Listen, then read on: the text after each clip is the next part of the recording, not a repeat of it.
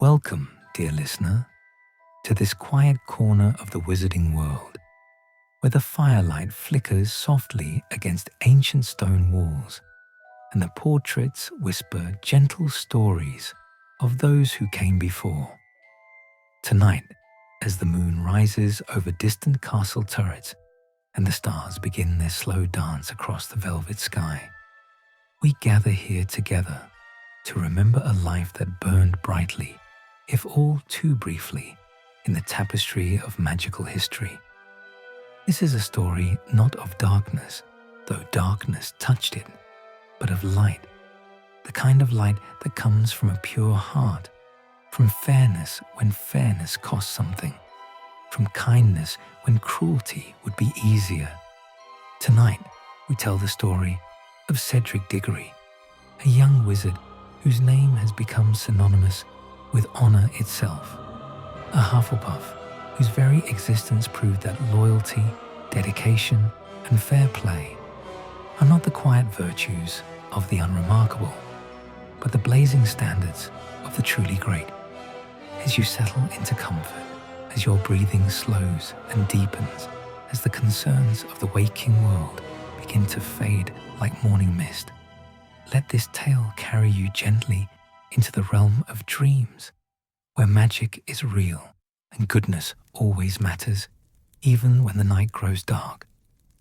Close your eyes if you wish, dear listener.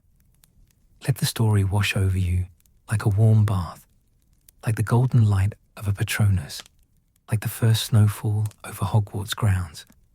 There is no hurry here, no urgency. We have all the time in the world to walk through Cedric's life, from his first breath to his lasting legacy. And in doing so, perhaps we shall all find a little peace, a little rest, a little reminder that some lights never truly go out. Our story begins, as all good stories do, at the very beginning, not with tournaments or dragons or dark wizards returned from shadow, but with a family, a home, and a child whose arrival brought joy to a corner of the British countryside, where magic and nature lived in quiet harmony. The Diggory family was not among the most ancient of wizarding bloodlines, not one of those names whispered with reverence in the halls of the Ministry of Magic, or carved into the stones of Hogwarts' oldest corridors. They were not the Blacks, with their tapestries of pure blood mania, nor the Malfoys, with their wealth and political machinations, nor even the Weasleys, whose warmth and sprawling numbers made them impossible to ignore. The Diggorys were something else entirely. They were solid, dependable, rooted in the good earth of the magical countryside, like ancient oaks whose strength comes not from showing off, but from simply being what they are, year after year, season after season. The family name meant something, though, in its own quiet way. It meant fairness. It meant hard work. It meant that when a Diggory gave you their word, you could carve it into stone and know it would hold. For generations, the Diggorys had served the wizarding community in humble but essential ways. Some had worked in the department for the regulation and control of magical creatures. Others had been herbologists of note, and still others had simply farmed their land, coaxing magical plants from the soil and living in peace with the gnomes and pixies that inhabited their gardens. Amos Diggory, Cedric's father, worked at the Ministry of Magic in the department for the regulation and control of magical creatures. He was a man of tremendous pride in his work, of strong opinions delivered in a booming voice, of loyalty to his family that bordered on the fierce. Some might have called him overbearing, and perhaps there was truth in that, but beneath the bluster beat a heart that wanted nothing more than for his son to have every opportunity, every chance to shine, every possibility to become the best version of himself that he could be. Cedric's mother, whose name history has kept more private, was by all accounts a woman of gentle warmth, the kind of witch who could soothe a crying child with a word, who kept a garden that bloomed in impossible colors, who made their home a sanctuary of love and laughter. Where Amos was thunder, she was soft rain. Where he was the blazing sun, she was the gentle moon. Together, they created a balance, a home where a child could grow strong and kind, confident and humble, brave and thoughtful all at once. It was into this home, on an autumn day when the leaves were turning gold and bronze, and the air smelled of wood smoke and ripening apples, that Cedric Diggory was born. The exact date, like so many details of private lives in the wizarding world, has been kept within the family. But we know it was in the year 1977, when the First Wizarding War was darkening the world outside, when you-know-whose power was growing like a cancer through the magical community, when fear walked the streets and families locked their doors at sunset. But inside the Diggory home, there was only joy, the cry of a newborn baby, healthy and strong, his small fists waving at the air as if already reaching for the future. Amos held his son for the first time with hands that trembled.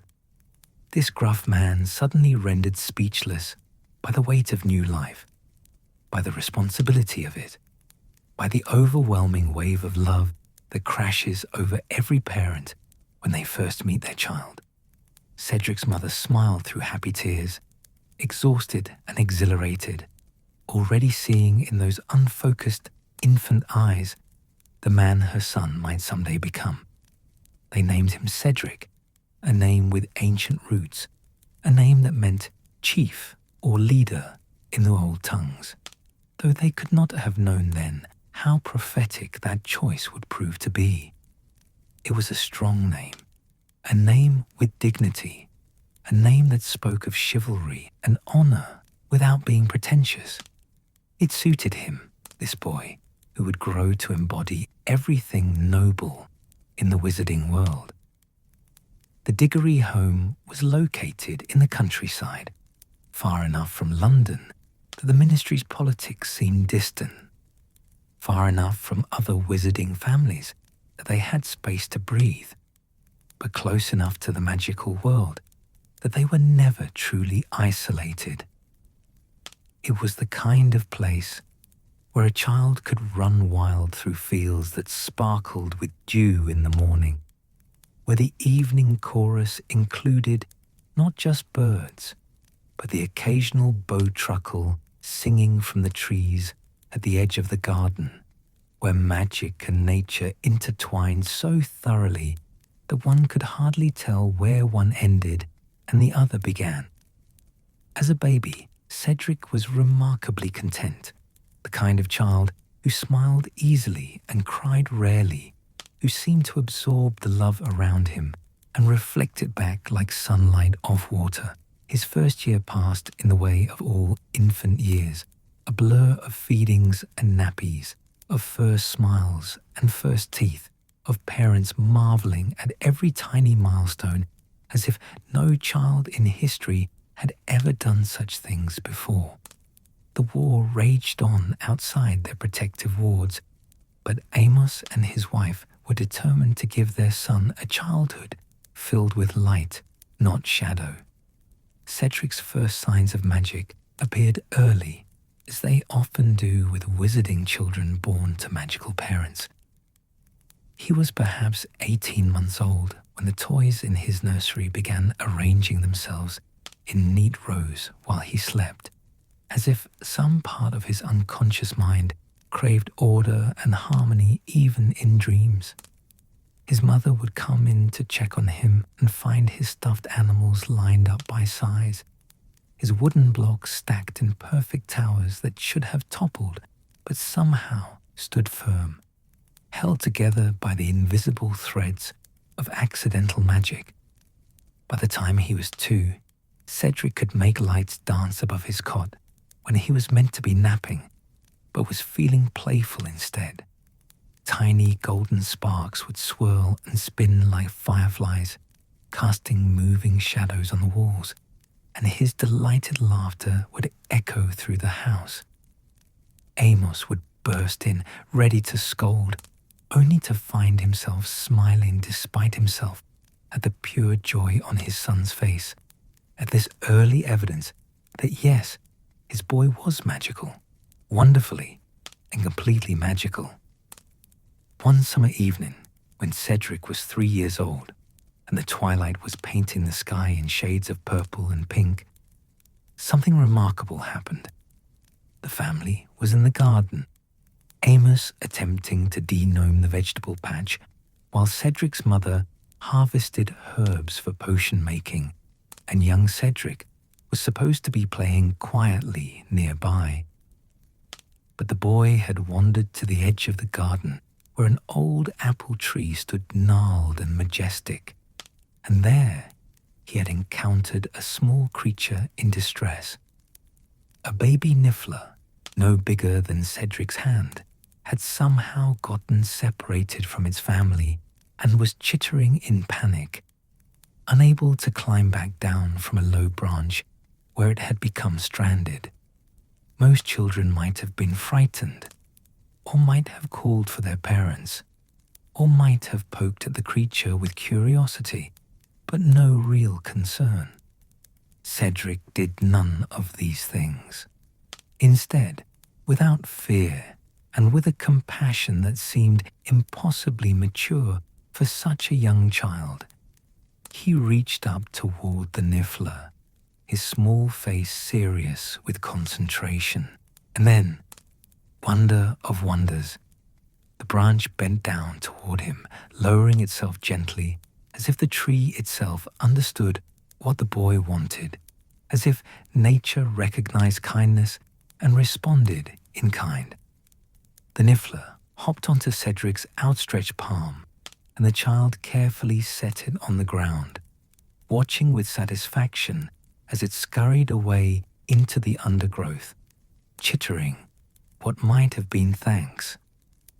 Cedric's mother, who had witnessed the entire scene, felt her heart swell with a pride that had nothing to do with magical power and everything to do with character. Her son, barely more than a toddler, had seen a creature in need and had helped without hesitation, without calculation, without any thought of reward. It was in that moment that she knew, with the certainty that sometimes comes to parents like prophecy, that her Cedric was going to be something special, not powerful necessarily, though he might be that too, but good, truly, deeply, unshakably good. The years of early childhood passed in this way, each season bringing new growth, new discoveries, new small evidences of the person Cedric was becoming. He was not a prodigy in the flashy sense. He did not make objects explode or accidentally apparate across the county, or set things on fire with his temper. His magic was quieter, steadier, the kind that healed rather than harmed, that built rather than destroyed, that brought order rather than chaos. It was in every way Hufflepuff magic, though the Sorting Hat would not name it so for years yet to come.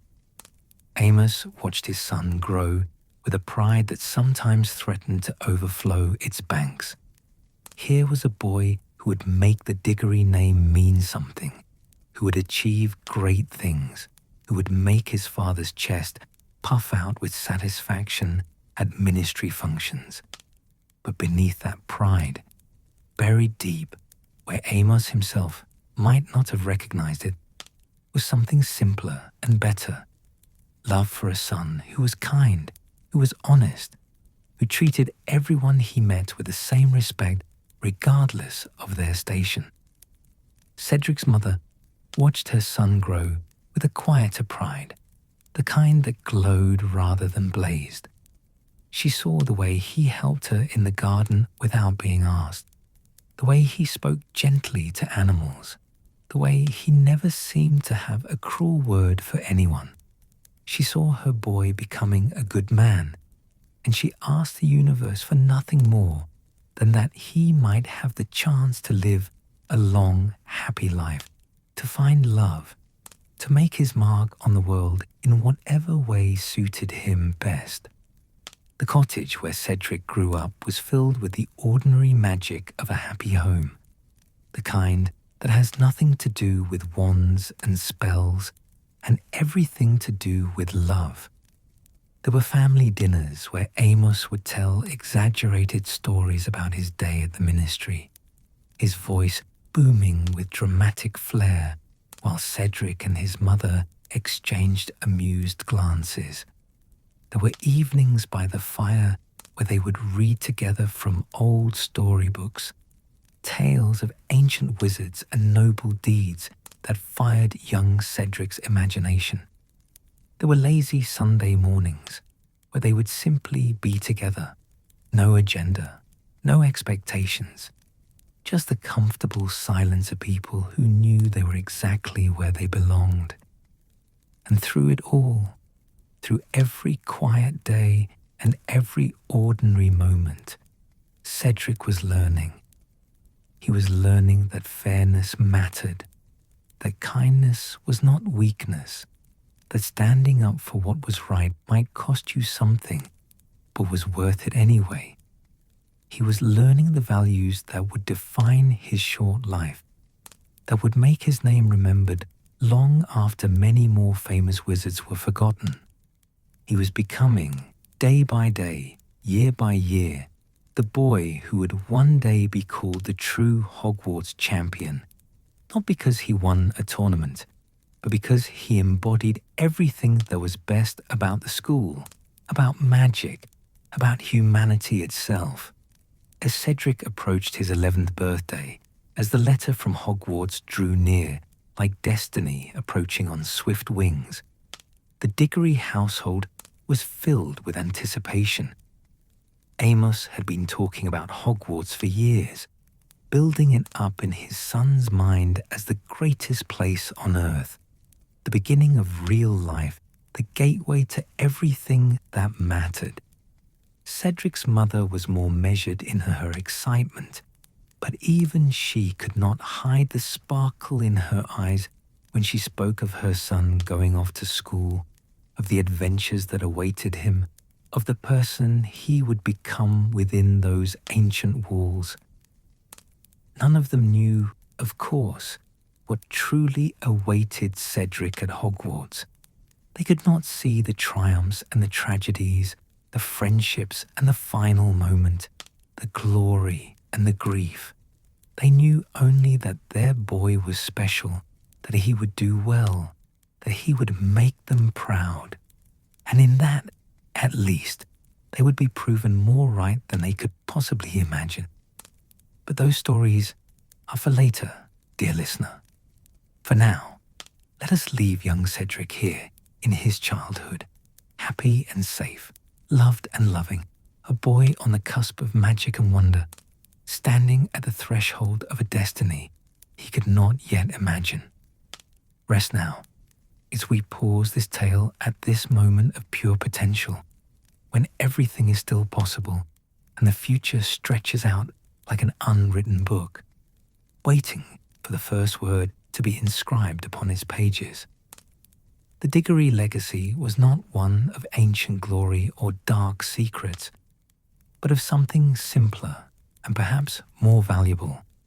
Goodness passed down from one generation to the next. A tradition of honor that would find its fullest expression in a boy named Cedric. A boy who would show the wizarding world what it truly meant to be a champion. Sleep well, dear listener. Tomorrow, we shall follow Cedric to Hogwarts, where his story truly begins. The letter arrived on a morning in late July, carried by a tawny owl that landed on the Diggory kitchen windowsill with all the dignity of a creature that knows it bears important news. Cedric, now 11 years old and tall for his age, his grey eyes bright with anticipation, watched as his father untied the parchment from the owl's leg with trembling fingers. Though they had known this letter would come, had been expecting it, planning for it, dreaming of it, the actual arrival still felt momentous, as if the universe itself had paused to mark this transition from childhood to something greater. Amos Diggory's voice was thick with emotion as he read aloud the words that had been read in countless wizarding homes for over 1,000 years. Dear Mr. Diggory, we are pleased to inform you that you have been accepted at Hogwarts School of Witchcraft and Wizardry. His mother stood behind Cedric's chair, her hands resting gently on his shoulders, and if there were tears in her eyes, they were happy ones, proud ones, the kind that come when a dream you have nurtured finally takes flight. Cedric himself felt a curious mixture of excitement and calm. He had always known he would go to Hogwarts. Every magical child in Britain did, if they were lucky. But now that the moment had arrived, now that the abstract future had become concrete reality, he found himself feeling ready. Not nervous, not frightened, just ready. It was a feeling that would characterize much of his life, this quiet confidence, this sense of being prepared for whatever came next, without arrogance or fear. The trip to Diagon Alley was everything Cedric had imagined and more.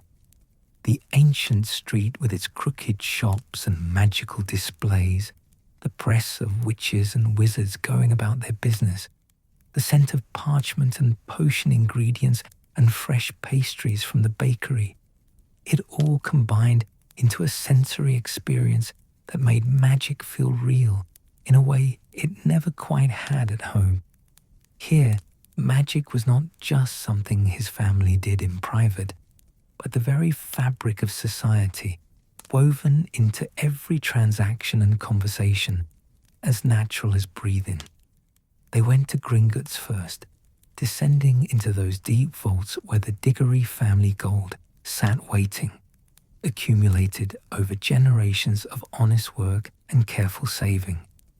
Then came Flourish and Blots for his textbooks, Madame Malkin's for robes that made Cedric stand a bit straighter as he looked at himself in the mirror.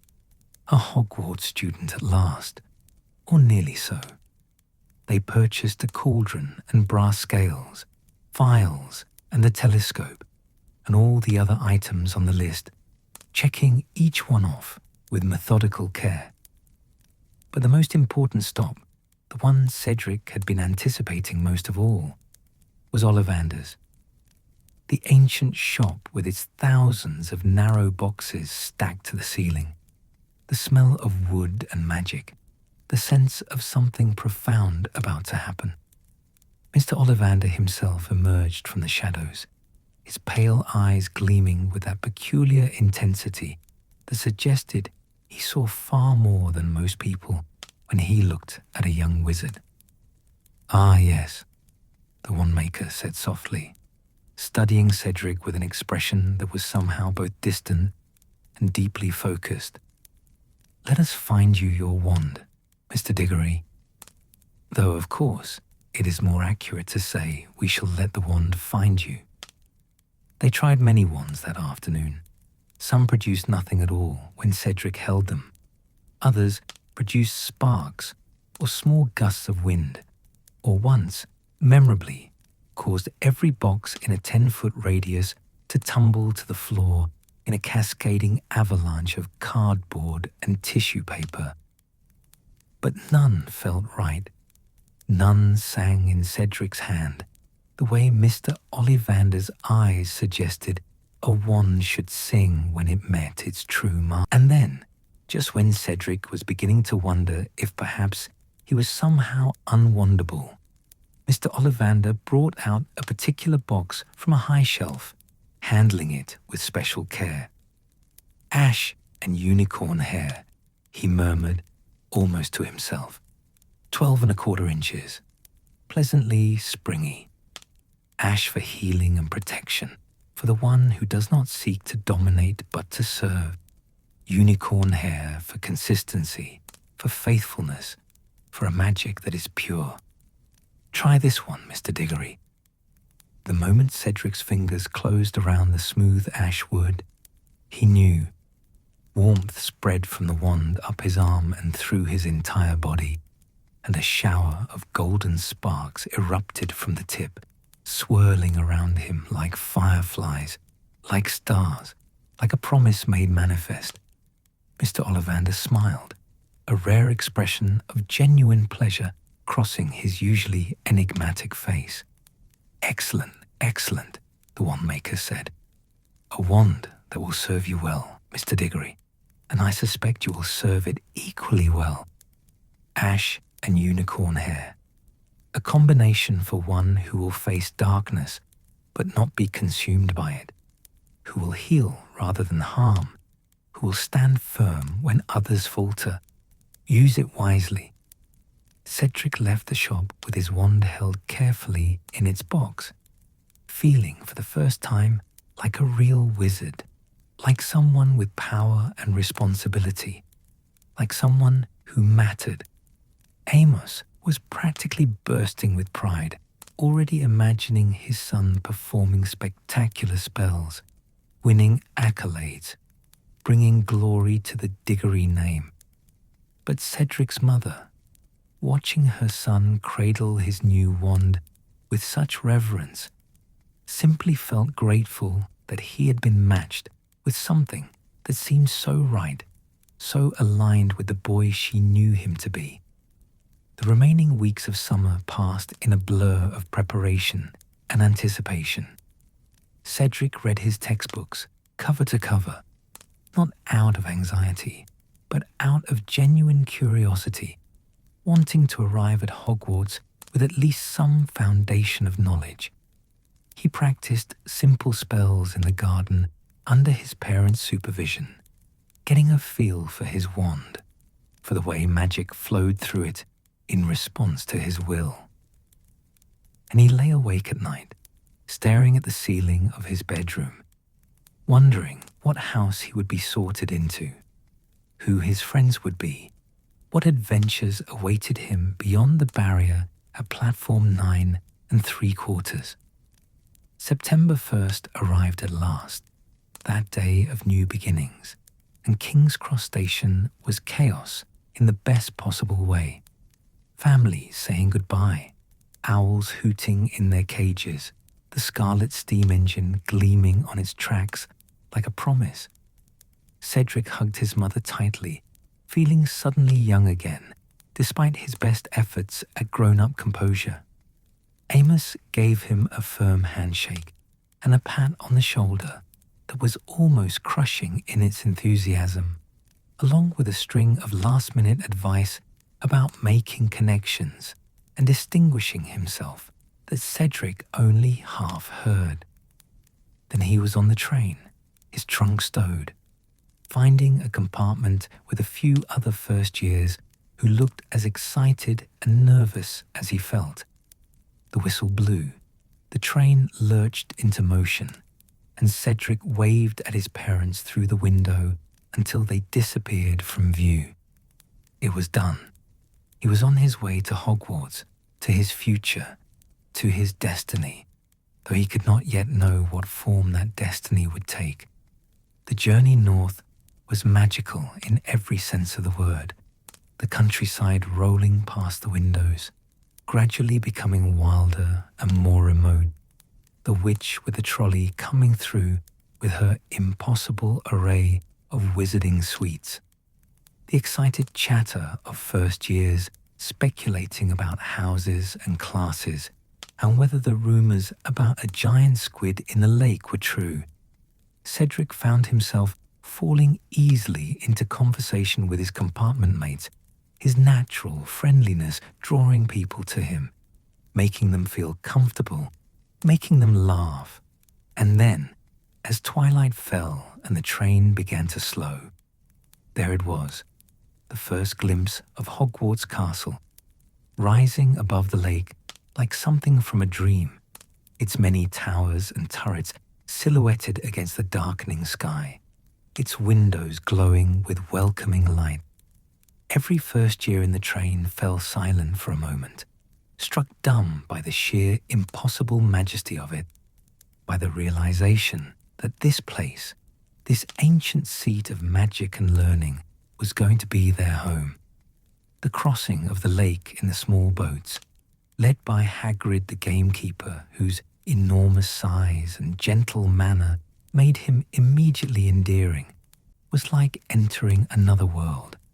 The castle loomed closer and closer, its reflection shimmering in the dark water, and Cedric felt his heart beating faster with each stroke of the oars. This was it. This was the moment everything changed. The great hall took his breath away, the ceiling enchanted to show the night sky, thousands of candles floating in mid-air, the long house tables filled with older students whose faces turned with interest toward the new arrivals, the 4 hourglasses containing house points, the staff table where the professors sat in their formal robes, the sense of history that seemed to emanate from the very stones. It was overwhelming in the best possible way. Professor McGonagall, stern and dignified and somehow reassuring in her authority, led them to the front of the hall where the Sorting Hat sat waiting on its stool, patched and ancient and impossibly alive. Cedric watched as it sorted the students ahead of him, his name coming closer and closer on the alphabetical list, his nerves beginning to make themselves felt for the first time that day. "Diggory! Cedric!" Professor McGonagall's voice rang out clear and strong, and Cedric walked forward on legs that felt steadier than he expected, sat down on the stool, and felt the hat descend over his eyes, blocking out the watching faces, leaving him alone with whatever ancient magic resided in his fabric. The voice, when it came, seemed to speak directly into his mind, thoughtful and considering. "Well, well," it murmured, "what have we here? Courage, yes, certainly courage. You could do well in Gryffindor. And a good mind, sharp and curious. Ravenclaw would welcome you gladly. But no, I see something else. Loyalty runs deep in you, doesn't it? And fairness. Oh, fairness matters to you more than glory, doesn't it? You would rather lose honorably than win through cheating. You value hard work over cleverness, dedication over flash. Yes, I know exactly where you belong. Hufflepuff." The last word was shouted aloud for the whole hall to hear, and the table on the right exploded with cheers and applause. Cedric removed the hat with hands that shook only slightly and walked toward his new house table, feeling a sense of rightness settle over him like a comfortable cloak. This was where he belonged. This was his place. Hufflepuff. The Hufflepuff common room was everything Cedric could have hoped for and more. Low-ceilinged and cozy, decorated in yellow and black, filled with comfortable armchairs and the warm light of lamps, it felt immediately like home. The entrance through the barrel near the kitchens, the password that changed regularly, the sense of being underground but in a welcoming burrow rather than a dark dungeon. It all spoke to the Hufflepuff values of hard work, comfort, and community. His first year passed in a whirlwind of new experiences, each one adding another layer to his understanding of magic and his place in this new world. Professor Sprout, his head of house, was motherly and encouraging. Her greenhouse classes among his favorites from the very beginning. He discovered he had a natural affinity for herbology, an intuitive understanding of magical plants that might have come from his childhood spent in his mother's garden. His hands, gentle and patient, coaxed growth from even temperamental seedlings, earning him praise from Professor Sprout and envious glances from classmates whose fanged geraniums kept trying to bite them. Charms with Professor Flitwick was delightful, the tiny professor's enthusiasm infectious, his teaching methods making even difficult spells seem achievable with enough practice. Cedric found that his wand, that ash and unicorn hair combination, responded beautifully to the precise wand movements required for charm work, producing results that were clean and controlled rather than flashy but unstable. Transfiguration with Professor McGonagall was more challenging, requiring a different kind of precision, a different kind of mental discipline. But Cedric approached it with the same patient dedication he brought to everything, practicing until his matchstick transformed into a needle properly, until his mouse maintained its water goblet form for the required duration. He was not the fastest in the class, but he was thorough, and McGonagall's approving nods told him that in her estimation, that mattered more.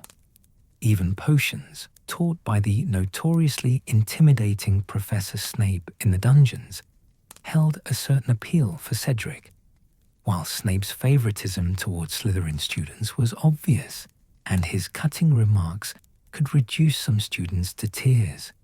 Cedric found that if he simply followed the instructions precisely, kept his workspace clean and organized, and never drew attention to himself unnecessarily, he could avoid most of the professor's wrath and even occasionally produce posts. But beyond the classes, beyond the assignments and exams and house points, what made first year truly special was the friendships. Hufflepuff as a house valued loyalty and inclusiveness, and Cedric found himself part of a close-knit group of first years who studied together, explored the castle together, and looked out for one another with a fierceness that belied the house's reputation for being soft or unambitious. There was something uniquely special about being a Hufflepuff that Cedric came to understand slowly over that first year. While Gryffindors sought glory, and Slytherins sought power, and Ravenclaws sought knowledge, Hufflepuffs sought something harder to define, but no less valuable. They sought community. They sought fairness. They sought to make the world better through dedication and the hard work, rather than dramatic gestures. They were the students who helped younger years find their classrooms, who studied with struggling classmates even when their own work was done, who defended those who couldn't defend themselves, not because it was heroic, but because it was right. Cedric embodied these values so naturally that he quickly became a kind of unofficial leader among his yearmates, not through any effort to dominate or control, but simply by being someone others wanted to follow, wanted to emulate, wanted to be around. His calm steadiness in the face of challenges, his willingness to help anyone who asked, his inability to speak ill of others even when they deserved it. These qualities made him beloved in a way that transcended house boundaries. By his second year, Cedric had grown taller, his features beginning to shift from boyish to handsome in that awkward way of adolescence. He tried out for the Hufflepuff Quidditch team and made it, becoming a chaser and discovering a love for the sport that would eventually lead to greater things. Flying came naturally to him, the broom responding to his commands with the same ease his wand did, And there was something glorious about soaring above the pitch, the wind in his face, the quaffle solid and reassuring in his hands. His second year was also when he first noticed the boy who would, years later, become his companion in tragedy. Harry Potter, the famous Harry Potter, small for his age and clearly uncomfortable with his celebrity, starting his own Hogwarts journey. Cedric saw him in the corridors sometimes, surrounded by friends, but somehow still seeming isolated by his fame, and felt a pang of sympathy. What must it be like, he wondered, to have your whole life defined by something that happened when you were too young to remember it? To have everyone's eyes on you all the time, expecting greatness or disaster, never allowing you to simply be ordinary. But such thoughts were fleeting, and second year passed much like first had, with classes becoming more advanced, magic becoming more complex, friendships deepening and solidifying into bonds that would last lifetimes. Cedric continued to excel quietly, not at the top of every class, but consistently strong across all subjects, the kind of student teachers could rely on to have done the reading, to have practiced the spell, to have put in the work. Third year brought new challenges and new joys.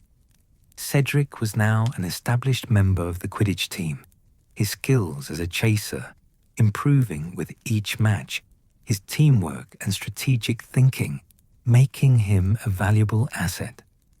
He was also beginning to be noticed by younger students as someone to look up to, older students as someone to be respected, and teachers as someone who could be trusted with responsibility.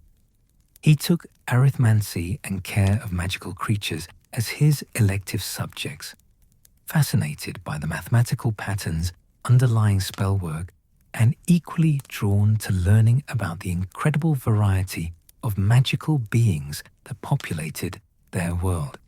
Hagrid's classes, in particular, were a joy. The gamekeeper's obvious love for even the most dangerous creatures infectious, his enthusiasm making every lesson an adventure. But perhaps the most significant development of third year was Cedric's growing awareness of who he was becoming, of the person he wanted to be. At 13, nearly 14, he was no longer a child but not quite an adult, standing at that threshold where choices begin to matter more, where character is tested and refined, where the values instilled in childhood either take root or wither away. Cedric's values were taking root, deep and strong, like his namesake ash tree. Fairness was not just an abstract concept, but a principle he lived by. When he saw older students bullying younger ones, he intervened, not aggressively, but firmly, his presence and calm authority, usually enough to diffuse situations without wands being drawn. When teammates suggested bending the rules to gain advantage in Quidditch, he refused, insisting that a victory meant nothing if it wasn't earned fairly.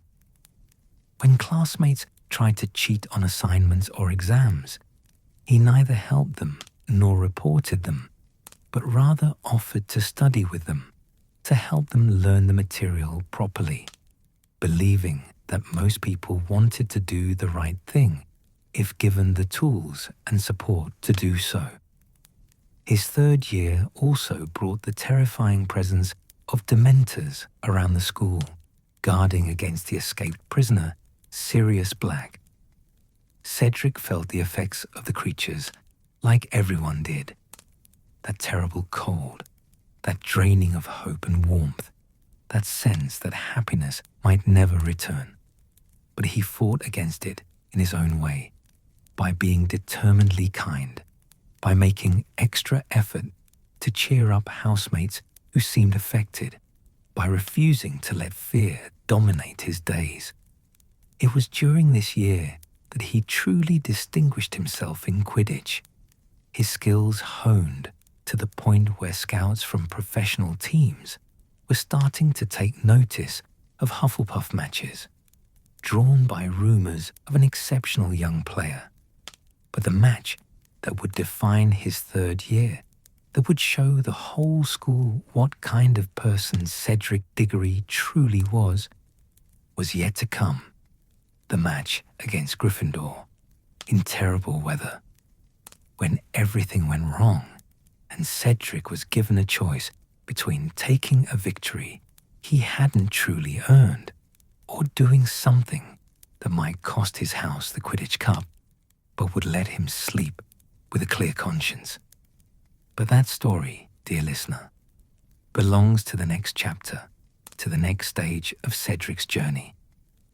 For now, let us leave him here at the end of his third year, a young man of 14, beloved by his house, respected across Hogwarts, standing on the threshold of greater challenges and greater glory than he could yet imagine. Rest now, as we pause this tale, as young Cedric prepares to enter the most pivotal years of his short, bright life. Sleep well, and tomorrow we shall watch him become not just a good student and a skilled Quidditch player, but something more, a symbol, a champion in spirit, if not yet in title, a light in the darkness that was beginning to gather once more over the wizarding world. The summer between third and fourth year found Cedric changed in subtle but significant ways. He had grown taller still, his frame filling out with the first signs of the man he would become, his features settling into a handsomeness that would soon make him one of the most admired students at Hogwarts. But more than physical changes, there was a deepening of character, a solidifying of the values that had been forming since childhood, a quiet confidence that came from knowing who he was and what he stood for. When he returned to Hogwarts for his fourth year, it was with a new badge pinned to his robes. Prefect. Professor Sprout had chosen him without hesitation, recognizing in Cedric exactly the qualities needed for the position: reliability, fairness, that to command respect without demanding it, and perhaps most importantly, a genuine desire to help others rather than to wield authority for its own sake. Amos Diggory's chest had nearly burst with pride when the letter arrived that summer, and he had told everyone who would listen, and many who wouldn't, about his son's achievement. But the role that would truly define Cedric's fourth year, the position that would test him in ways he could never have anticipated, was not prefect, but Quidditch captain. The previous captain had graduated, and the team had unanimously chosen Cedric to lead them, recognizing in him not just skill with a quaffle, but strategic thinking, the ability to inspire, and an unwavering commitment to fair play that made him a leader worth following. There was, however, a significant change to Cedric's position on the team that year. The regular seeker had been injured during the summer, a bludger accident during a friendly match that had left him with nerve damage in his one hand that would take months to heal. The team needed a new seeker, someone with quick reflexes and sharp eyes, someone who could spot the tiny golden snitch amidst the chaos of a match. After watching various team members try out for the position, after careful consideration and several practice sessions, Cedric made a decision that surprised some, but made perfect sense to those who knew him well. It was not ego that drove this choice, not a desire to be the star player who caught the snitch and won matches single-handedly. Rather, it was strategic thinking combined with genuine ability. Cedric had been observing Seekers for years, studying their techniques, understanding the unique demands of the position. He had the reflexes, the eyesight, the flying ability, and by taking the position himself, he could bring in a strong new chaser to replace him, strengthening the team overall rather than weakening it with a less experienced seeker. The first few practices in his new position were challenging but exhilarating. Seeking was utterly different from chasing. Instead of the constant movement and teamwork required to score goals, it demanded intense focus, patience, the ability to block out everything except the search for that tiny glimmer of gold. Cedric approached it with his characteristic dedication, staying late after team practices to work on his technique, studying the flight patterns of snitches, training his eyes to catch movement in his peripheral vision. The early matches of the season went well.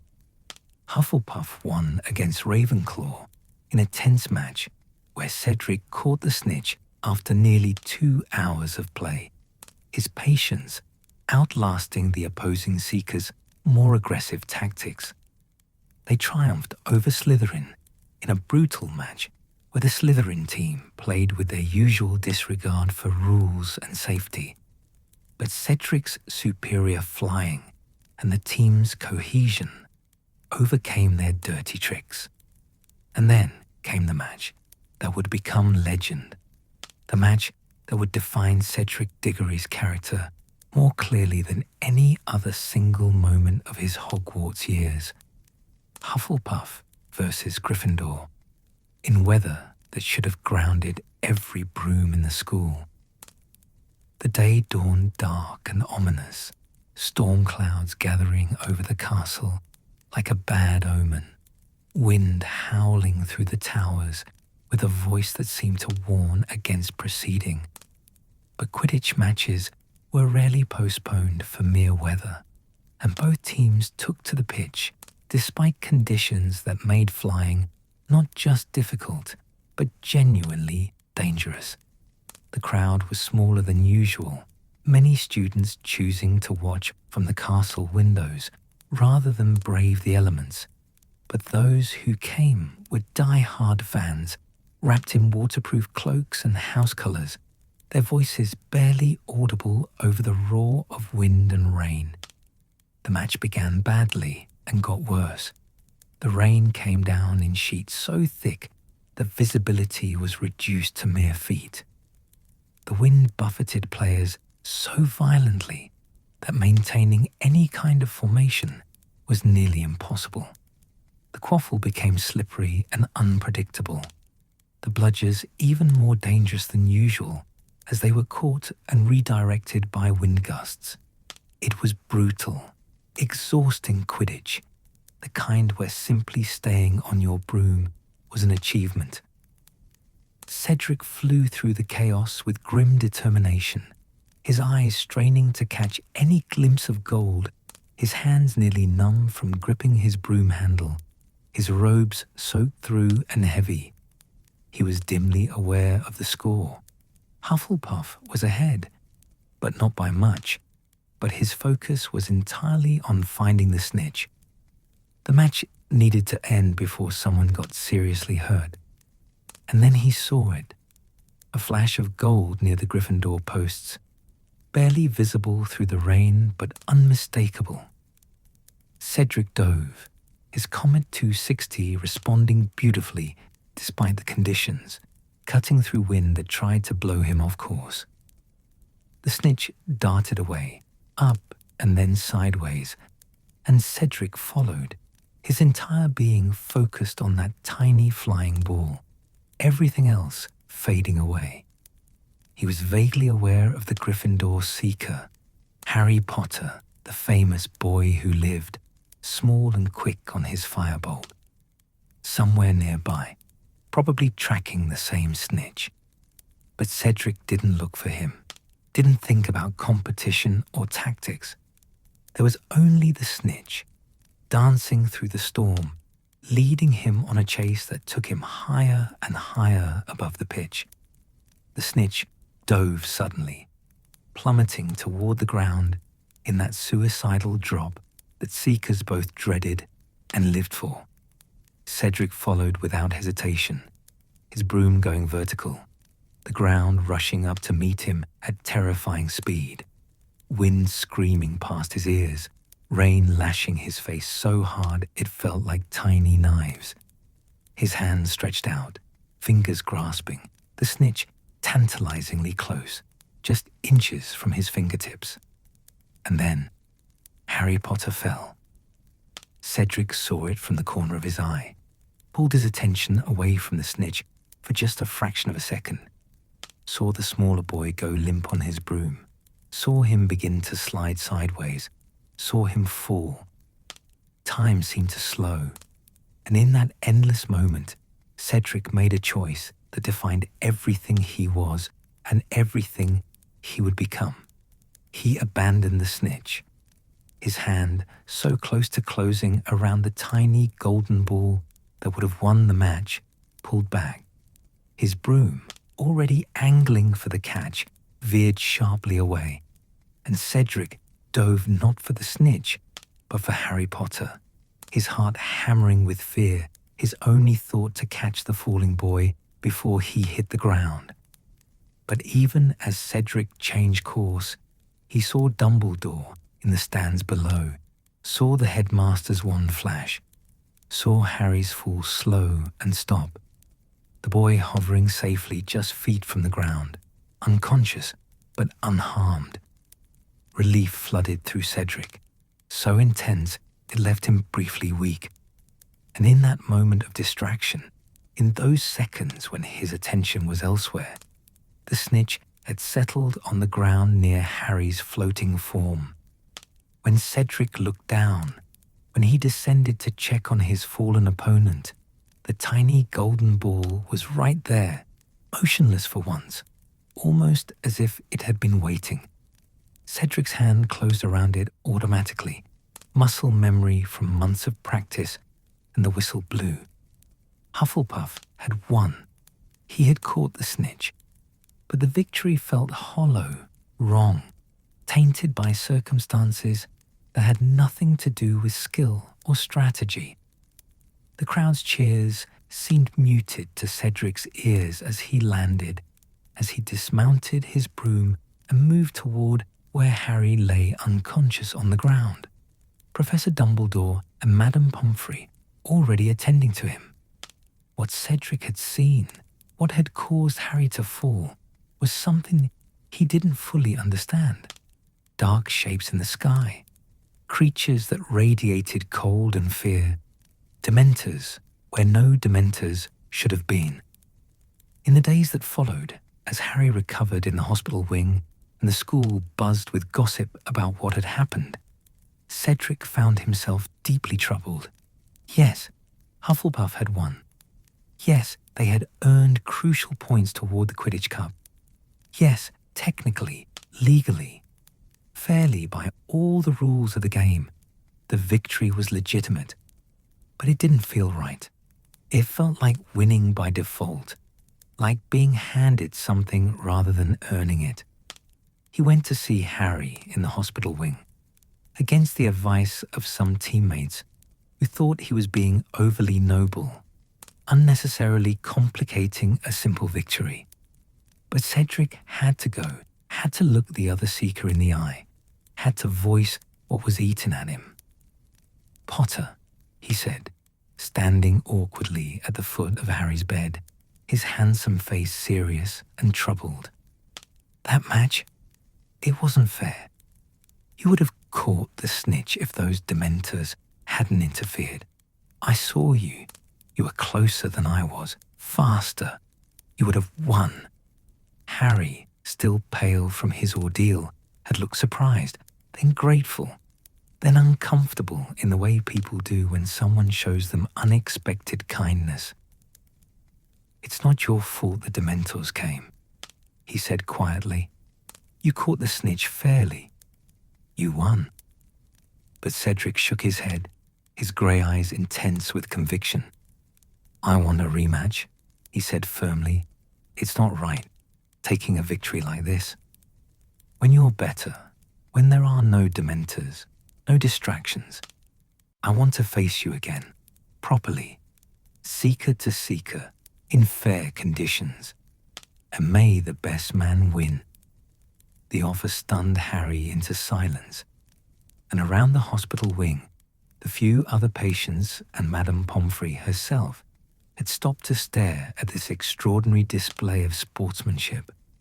In an age when winning seemed to matter more than anything, when people bent and broke rules to get ahead, when fairness was often dismissed as naivety, here was Cedric Diggory offering to throw away a legitimate victory because it didn't feel earned.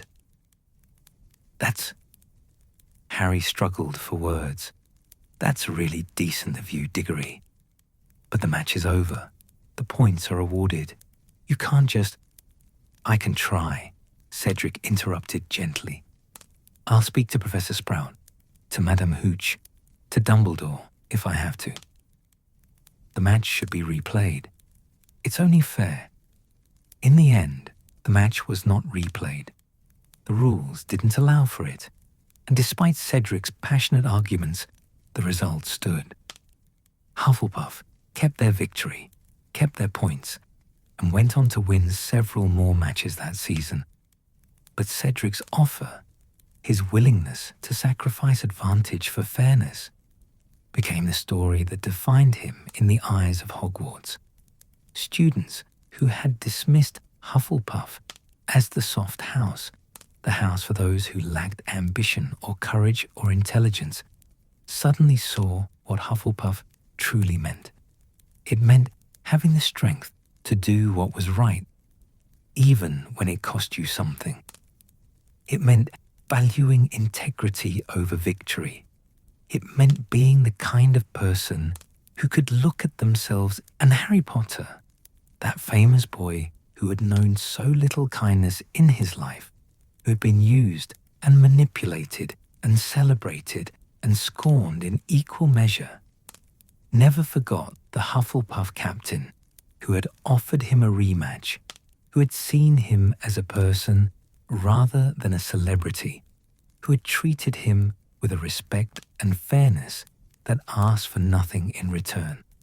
Fourth year continued with Cedric's reputation growing not despite, but because of his insistence on fair play. He became a kind of moral center for the school, the person younger students looked to as an example, the person even some teachers cited when discussing the importance of character over achievement. His teammates, though some had initially been frustrated by his offer to rematch Gryffindor, came to see it as the mark of a true leader, someone who cared more about the honor of the house than the scoreboard. In the classroom, Cedric continued to excel through dedication rather than natural brilliance. His transfiguration work was solid and thorough. His charms grew increasingly sophisticated. His potions, while never earning praise from Professor Snape, at least avoided criticism. His Care of Magical Creatures essays showed genuine understanding and compassion for magical beings. And his herbology work remained exceptional, Professor Sprout often using his techniques as examples for the rest of the class. But it was in defense against the dark arts, taught that year by Professor Lupin before his unfortunate departure, that Cedric found unexpected challenges and growth.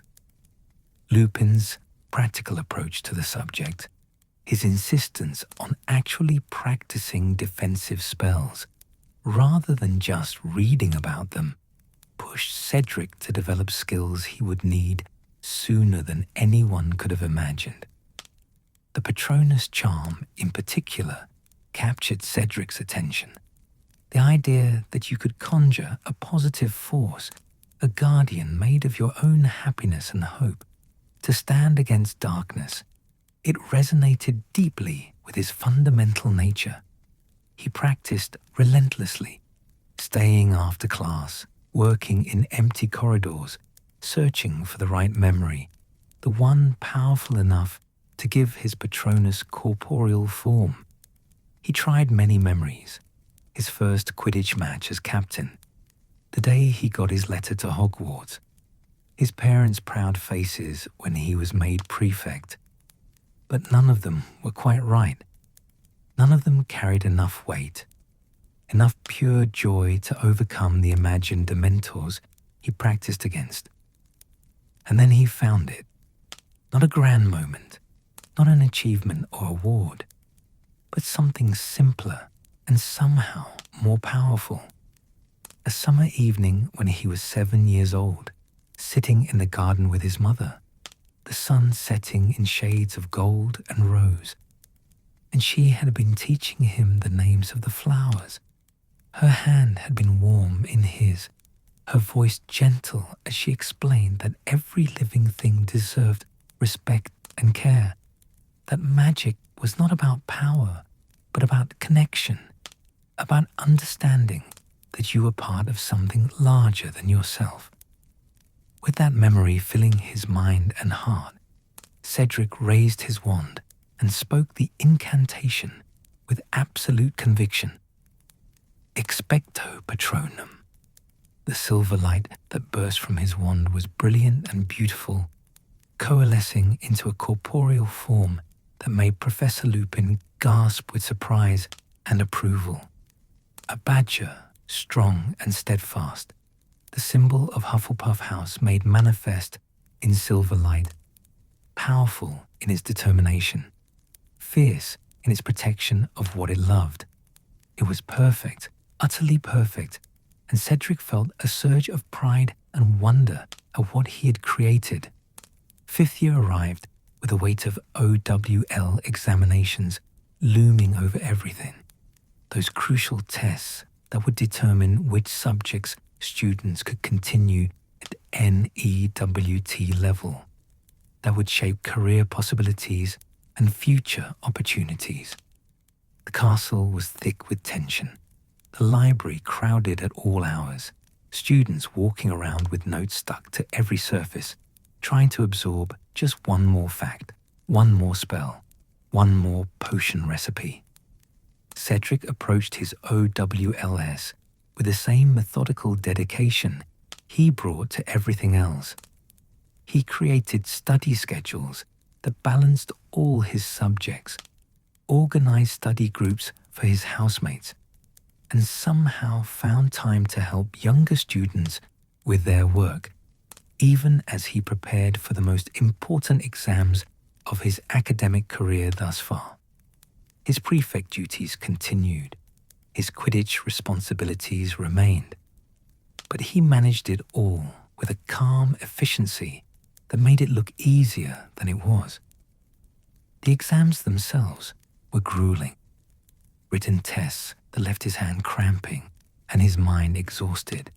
Practical examinations where he had to demonstrate everything he had learned over 5 years under the watchful eyes of ministry examiners. But when the results came back at the end of term, Cedric found he had done well, very well, earning outstanding or exceeds expectations in every subject, opening doors for whatever future he chose to pursue. But more important than grades or accolades, more lasting than any test result or Quidditch trophy, was the reputation Cedric had built over these 2 years. He was known throughout Hogwarts and increasingly beyond it as someone special, not because he was the most powerful wizard or the most brilliant student or even the best Quidditch player, but because he was genuinely, authentically good. In a world that was growing darker by the day, where whispers of you-know-who's possible return were beginning to circulate again, where fear was starting to creep back into wizarding society like a disease, Cedric Diggory stood as a reminder that goodness still existed, that honor still mattered, that there were still people worth believing in. His 5th year ended with summer approaching, and his 6th year on the horizon, bringing with it challenges and glories and ultimately tragedy that none of them could yet foresee. But for now, at 15, nearly 16, Cedric was simply a remarkable young man standing on the threshold of something greater, beloved by his peers, respected by his teachers, and utterly unprepared for the destiny that was rushing toward him like a storm over the horizon. The summer between 5th and 6th year passed like a dream for Cedric, filled with lazy days at home, helping his mother in the garden, practicing Quidditch moves in the field behind their cottage, and quietly contemplating the future that stretched before him like an unwritten story. His OWL results had been excellent, opening pathways to nearly any career he might choose. Amos talked endlessly about the possibilities, working at the ministry, perhaps even becoming minister one day, joining a professional Quidditch team, becoming a celebrated professor. But Cedric himself was content not to know yet, content to let the future reveal itself in its own time. What he could not have known, what none of them could have anticipated, was that his 6th year would be unlike any that had come before, that it would test him in ways far beyond any examination or Quidditch match, that it would make his name famous throughout the wizarding world, and ultimately ensure that he would never have the chance to choose any ordinary future at all. The first hint that something extraordinary was coming arrived in late August, when the Daily Prophet ran a front-page article about an event that hadn't been held in over a century. The Triwizard Tournament was being revived. 3 schools, 3 champions, 3 dangerous tasks designed to test magical skill, courage, and intelligence to their absolute limits. It was the kind of thing that belonged to legend, to the history books that spoke of a more dramatic and dangerous age. And yet, here it was being announced as reality, to be held at Hogwarts itself. Cedric read the article with fascination, his grey eyes moving over the descriptions of past tournaments, the warnings about the danger involved, the mention that only students of age, 17 or older, would be eligible to compete. He would turn 17 in September, just barely making the age requirement. But the thought of actually entering seemed absurd, presumptuous. The tournament would attract the best students from 3 schools. What chance would he have? And yet, something stirred in him at the thought, some small flame of ambition that had nothing to do with glory and everything to do with testing himself, with seeing what he was truly capable of when pushed to his limits. Amos, of course, was beside himself with excitement. His son, his Cedric, was eligible. He could enter. He could become the Hogwarts champion, represent the school, win eternal glory for the Diggory name. His enthusiasm was simultaneously touching and overwhelming. His pride in Cedric's potential so visible that it sometimes made Cedric uncomfortable, made him worry that he could never live up to such enormous expectations. "You should enter," his father said over dinner that evening, his voice booming with conviction. "You're clever, you're talented, you're brave, you're exactly the kind of wizard who should represent Hogwarts in something like this. There will be hundreds of students eligible." Cedric replied mildly, helping himself to more vegetables. The goblet could choose anyone, probably someone in their 7th year, someone with more experience. But you've got just as good a chance as any of them. Amos insisted, waving his fork for emphasis. "You're Quidditch captain. You're a prefect. You've got excellent marks." "Amos," Cedric's mother interrupted gently, her hand settling on her husband's arm. "Let's not put too much pressure on him. The tournament is meant to be dangerous." Cedric shot her a grateful look, appreciating, as always, her ability to temper his father's overwhelming enthusiasm with calm reason. But as the meal continued, as his father continued to paint pictures of glory and honor, Cedric found himself genuinely considering it. Not for the fame, not for his father's pride, but because deep down, beneath his characteristic humility, he wanted to know what he was made of. He wanted to test himself against the best, to see if his values and his skills could survive the crucible of true challenge. When September arrived and the Hogwarts Express carried him back to school for his 6th year, the entire castle was buzzing with excitement about the tournament. Everywhere you looked, students were discussing it, speculating about who might enter, debating what the tasks might involve, wondering about the visiting schools that would arrive in October, the Halloween feast, when the champions would be selected, seemed impossibly far away, and yet was rushing toward them like a tide that couldn't be stopped.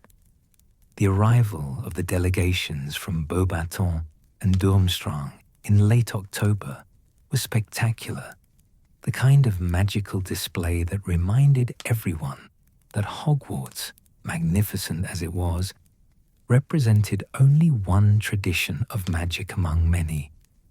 The pale blue carriage that grew from something tiny to something enormous, pulled by massive winged horses, contained the Beauxbatons students in their silk uniforms, led by the imposing Madame Maxime. The ship that rose from the lake, water streaming from its sides, held the Durmstrang students in their blood-red robes, led by the famous Quidditch player turned headmaster, Igor Karkaroff. Cedric watched the arrivals with the same fascination as everyone else, noting the way the Beauxbatons students seemed almost ethereal in their grace, the way the Durmstrang students moved with a military precision that spoke of harsh discipline. Among the Durmstrang students, one stood out, Victor Krum, the youngest seeker to ever play in a Quidditch World Cup final, his fame preceding him like a herald's trumpet. Cedric felt a small thrill of excitement at the thought that he might compete alongside someone of Krum's caliber, might prove himself against someone truly exceptional. The Goblet of Fire itself was revealed at the Halloween feast, placed in the entrance hall where anyone could see it. A great wooden cup filled with dancing blue flames that seemed almost alive, almost sentient in their flickering movement. An age line was drawn around it by Professor Dumbledore himself, a simple, elegant solution to prevent underage students from entering, though Cedric knew enough about teenage wizards to suspect that many would try to circumvent it anyway. For 3 days, the goblet sat there accepting entries, pieces of parchment with names written on them being consumed by the blue flames, disappearing into whatever magical process the ancient artifact used to select champions. Cedric walked past it many times, always slowing, always considering, always feeling that tug of possibility mixed with doubt. On the evening of the 2nd day, he stood before it for a long time, a piece of parchment in his hand, his name written in careful script. Around him, other students were entering, some with bravado, some with nervous excitement, some with the quiet confidence of those who genuinely believed they had a chance. He watched them, watched the flames consume their aspirations and thought about what it would mean to enter. If he was chosen, he would represent not just himself, but Hufflepuff House, a house that had never produced a Hogwarts champion in any previous tournament. He would be standing up for all the students who had been dismissed as just Hufflepuffs, showing the wizarding world that loyalty and dedication and fair play were not lesser virtues, but foundations of true greatness. And if he failed, if he embarrassed himself or his house, if he proved unworthy of the selection, well, at least he would have tried. At least he would know. With a deep breath that steadied his nerves, Cedric stepped across the age line. It recognized his birthday had passed, let him through without resistance, and dropped his name into the goblet. The blue flames leapt higher for a moment, consuming the parchment hungrily, and then settled back to their normal dance. It was done. He had entered. Whatever happened now was in the hands of fate, or magic, or whatever ancient enchantments governed the goblet's choices. The Halloween feast on the night of the selection was unlike any other Cedric had experienced.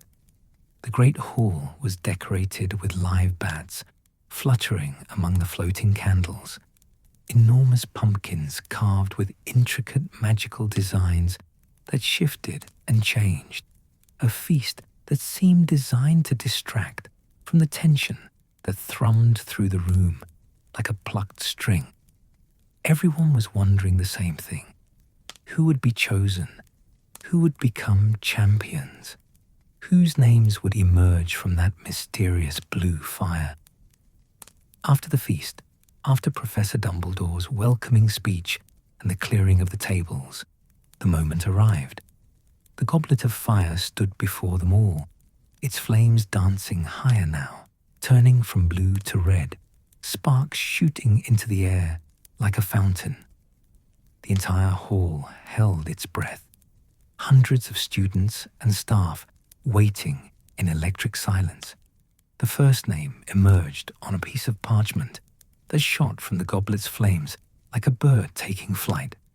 Dumbledore caught it with practiced ease, read it, and announced in his calm, carrying voice, "The champion for Durmstrang will be Victor Crumb." Applause erupted, especially loud from the Durmstrang table, where Crumb's fellow students roared their approval. The famous seeker rose, looking somewhat uncomfortable with the attention despite his fame, and walked toward the side chamber where the champions were to wait. The second name came quickly after. "The champion for Beauxbatons," Dumbledore announced, "is Fleur Delacour."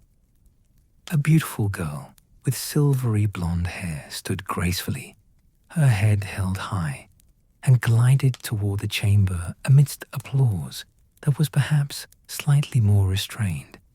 Some of the Hogwarts boys looked disappointed that they wouldn't be competing for her attention as well as for glory.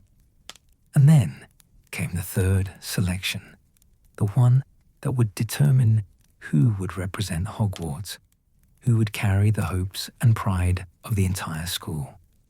The goblet's flames turned crimson, sparks flying higher than before, and a piece of parchment emerged almost reluctantly, as if the goblet itself was making a momentous decision. Dumbledore caught it, read it, and a small smile touched his lips. Pride, perhaps, or approval, or simply satisfaction at the goblet's choice. "The Hogwarts champion," he announced, his voice seeming to fill every corner of the hall, "is Cedric Diggory." For a moment, Cedric simply sat there, stunned, unable to process what he had heard. And then his house exploded around him, Hufflepuffs leaping to their feet, cheering wildly. And suddenly, hands were clapping his shoulders, voices congratulating him. And he was being pushed to his feet, propelled toward the front of the hall on a wave of jubilation and pride. The walk to the champion's chamber seemed to take both seconds and hours. He was aware of every eye in the great hall on him, of Dumbledore's approving nod, of the other teachers' varied expressions, surprise from some, approval from others, calculation from a few. He caught a glimpse of his fellow prefects, saw the mix of congratulations and envy on their faces.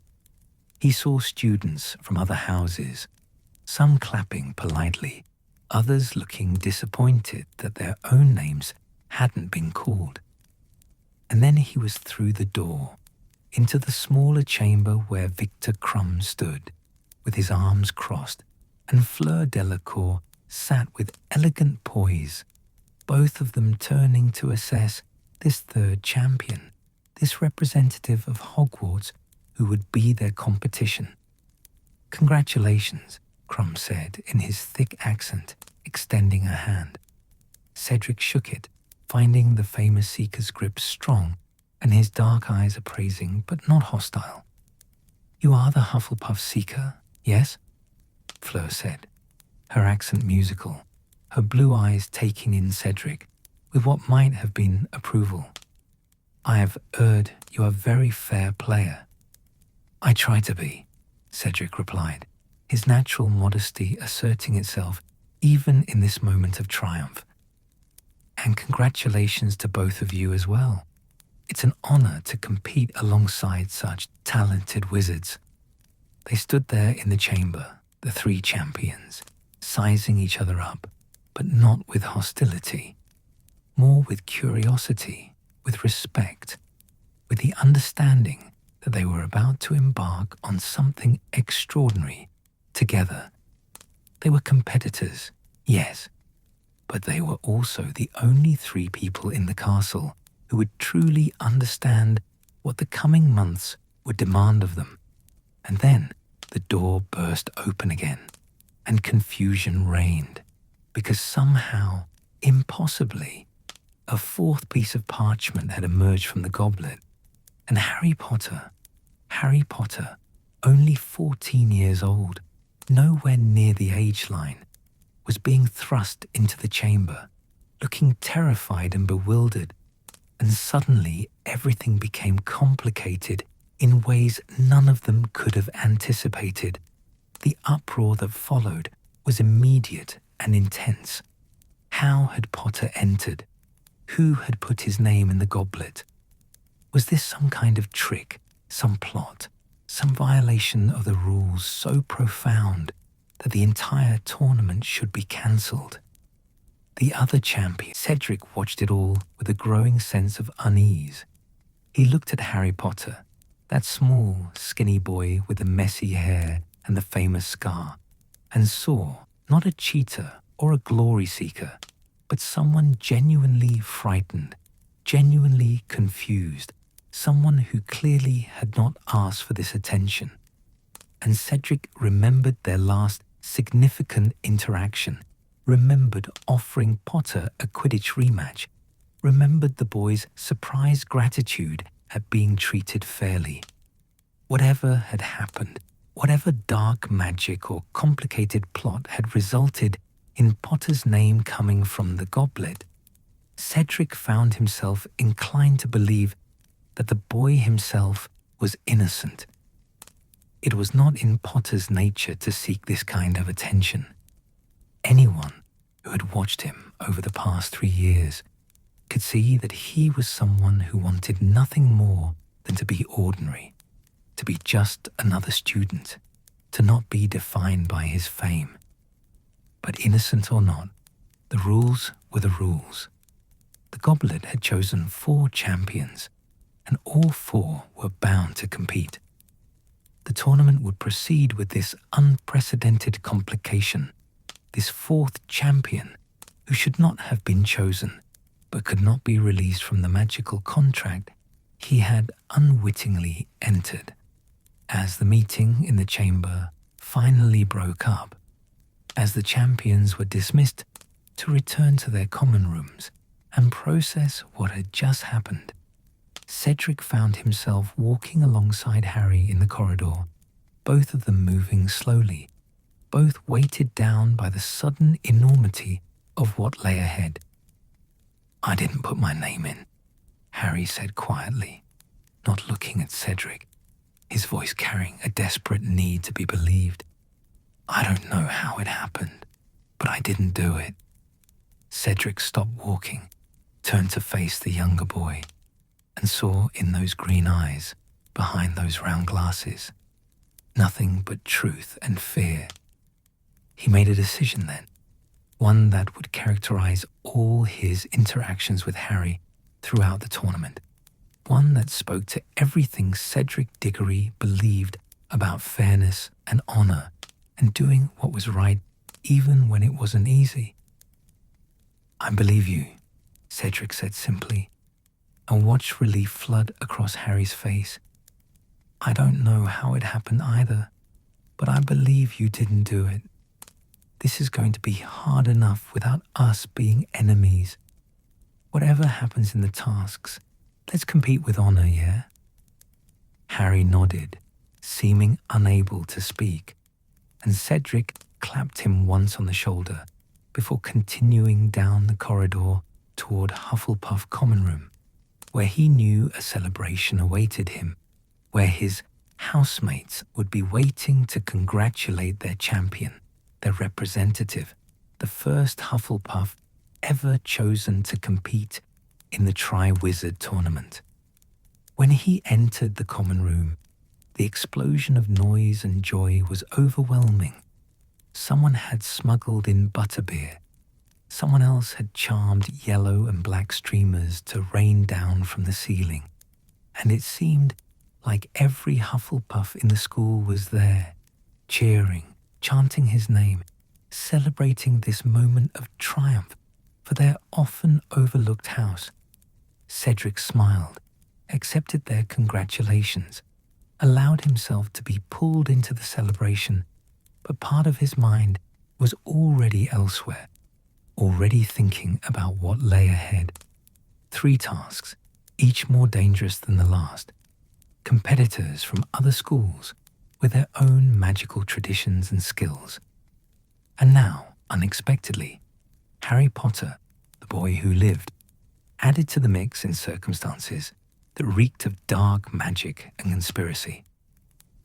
The tournament had begun, and Cedric Diggory was Hogwarts champion, carrying the hopes of his house and his school, standing on the threshold of glory or disaster, unable to know which awaited him, but determined to face it with the same values that had defined his entire life: courage, fairness, dedication, and an unshakable commitment to doing what was right, no matter the cost.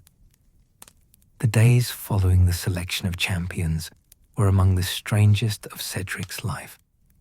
Overnight, he had become famous in a way that he had never experienced before, his name on everyone's lips, his face appearing in the Daily Prophet alongside Victor Crumb and Fleur Delacour. Students stopping him in corridors to wish him luck or ask for details about the tournament that he himself didn't yet know. It was overwhelming and exhilarating, and sometimes exhausting. This sudden celebrity, this weight of expectation that pressed down on his shoulders like a physical thing. His father's reaction, predictably, was overwhelming pride mixed with barely contained excitement. Amos sent letter after letter, each one brimming with advice, encouragement, and thinly veiled suggestions that Cedric should make the most of this opportunity to bring glory to the Diggory name. His mother's letters were gentler, filled with reminders to be careful, to remember that his safety mattered more than any victory, to stay true to himself regardless of the pressure. Cedric treasured both kinds of letters, understanding that they came from the same deep well of parental love, just expressed in different ways. But alongside the celebration and support came something darker, something that troubled Cedric deeply: the treatment of Harry Potter by much of the school. Badges had appeared, enchanted to flash alternating messages. Support Cedric Diggory, the real Hogwarts champion, and Potter stinks. Students wore them proudly, especially Slytherins, who had always harbored resentment toward the famous boy who lived, and even some Hufflepuffs, who felt that Harry's unexpected inclusion had stolen thunder from their house's moment of glory. Cedric hated those badges with a passion that surprised him with its intensity. Every time he saw one, every time he heard someone mocking Harry in the corridors, something in him recoiled. This wasn't what he wanted. This wasn't what being a champion should mean. Competition was one thing. Cruelty was something else entirely.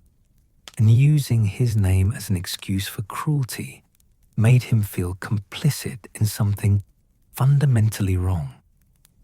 He confronted his fellow Hufflepuffs about it one evening in the common room, his voice firm despite the awkwardness of criticizing those who thought they were supporting him.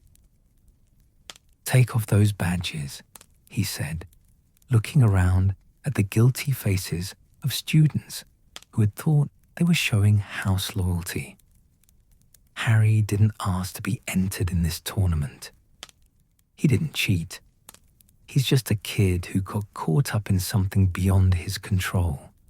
And mocking him doesn't make me look better. It makes all of us look petty and cruel.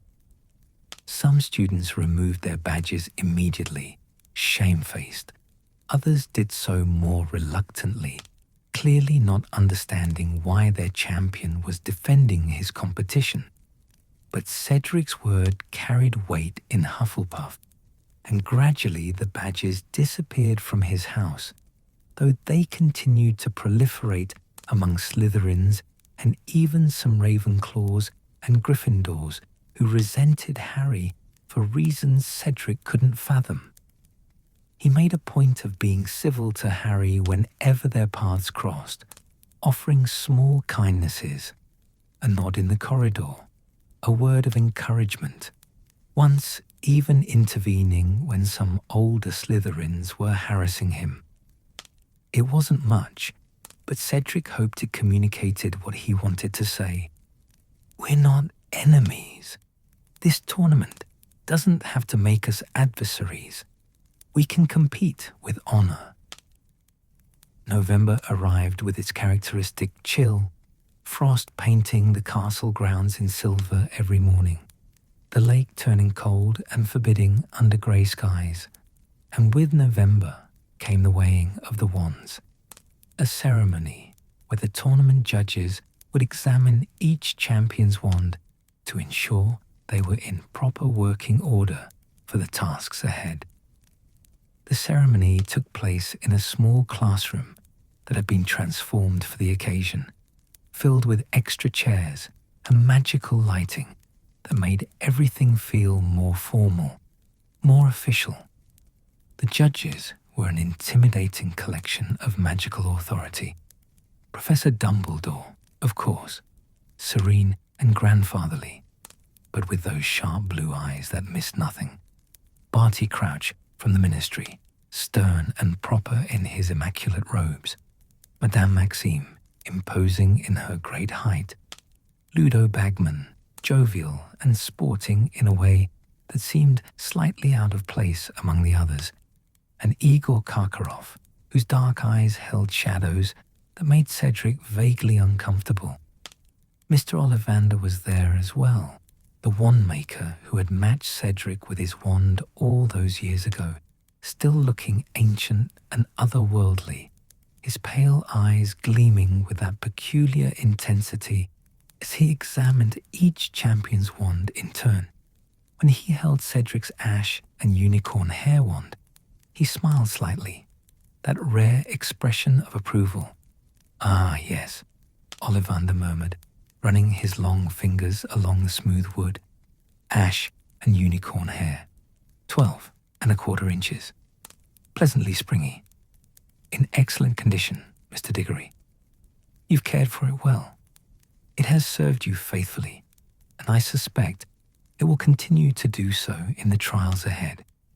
He performed a simple spell, producing a stream of silver smoke in the shape of that same badger Patronus Cedric had mastered, and nodded with satisfaction. Yes, perfect work in order. A fine wand for a fine wizard. The ceremony was briefly interrupted by the presence of Rita Skeeter, that notorious Daily Prophet reporter with her acid green quill fiction.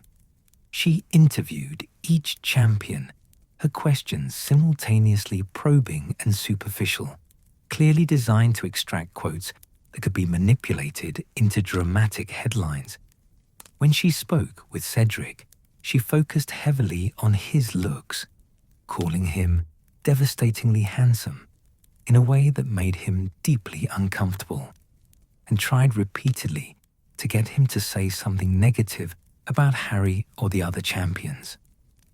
Cedric deflected her questions with diplomatic care, praising his fellow competitors, emphasizing that the tournament was about testing oneself rather than defeating others, refusing to give her the controversy she so clearly craved. He could see the frustration in her sharp features as he failed to provide the sensational quotes she wanted, and he felt a small satisfaction at denying her the ammunition to hurt anyone with her poison pen. As November deepened and the date of the first task approached, tension built throughout the castle like pressure before a storm. The champions were told nothing about what they would face, only that it would take place on November 24th and would test their daring, their magical skill, and their ability to think under pressure. Speculation ran wild. Would it be dueling, magical creatures, some kind of puzzle or maze? No one knew, and the not knowing was almost worse than any specific challenge might have been. Cedric prepared as best he could, without knowing what he was preparing for. He practiced every spell he could think of that might be useful: shield charms and stunning spells, summoning charms and banishing charms, transfiguration and conjuration, everything in his arsenal polished until it shone. He reviewed everything he had learned in care of magical creatures, every monster and beast that might conceivably be used in a tournament task.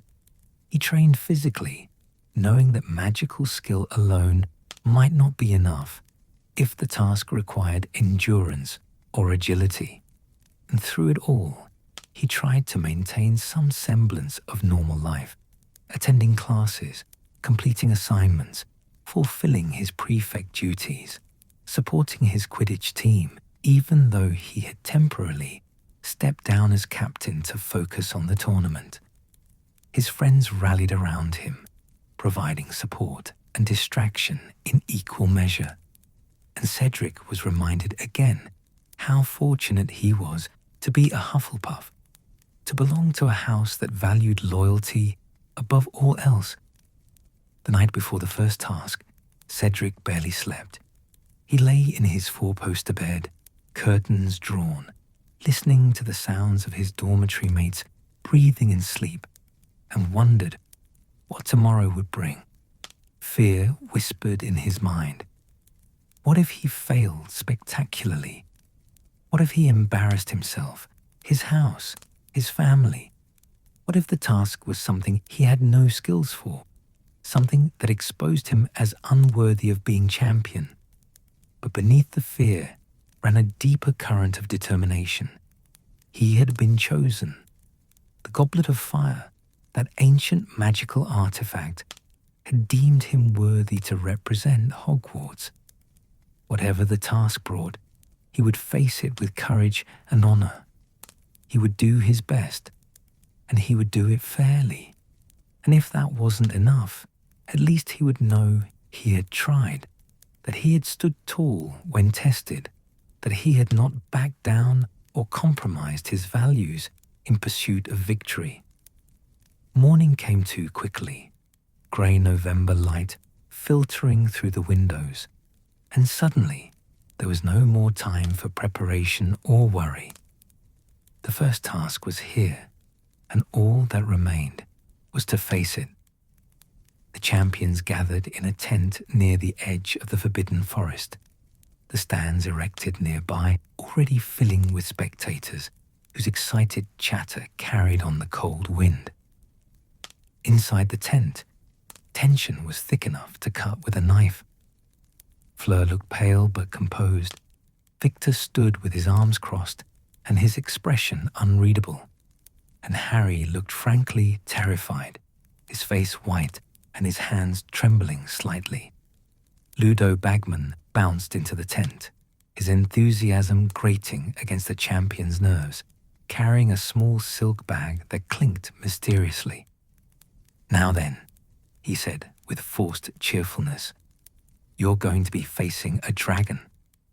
Each of you will draw a small model of the dragon you'll face, along with a number indicating your order. Your task is to collect a golden egg that the dragon is protecting. Simple, really. Simple." Cedric felt his stomach drop as the full reality of what they would be facing crashed over him like a wave. Dragons. They would be facing dragons, among the most dangerous magical creatures in existence, fire-breathing monsters that it could kill with a single blast of flame or a swipe of talons the size of swords. This was not a test of magical knowledge or clever spell work. This was survival, pure and simple. He drew his dragon with a hand that remained steady through sheer force of will. A Swedish short snout, blue-grey and deadly, with the number 1 beside it. He would go first. No time to watch the others and learn from their attempts. No chance to see what worked and what didn't. He would face his dragon with nothing but his own skills and courage to sustain him.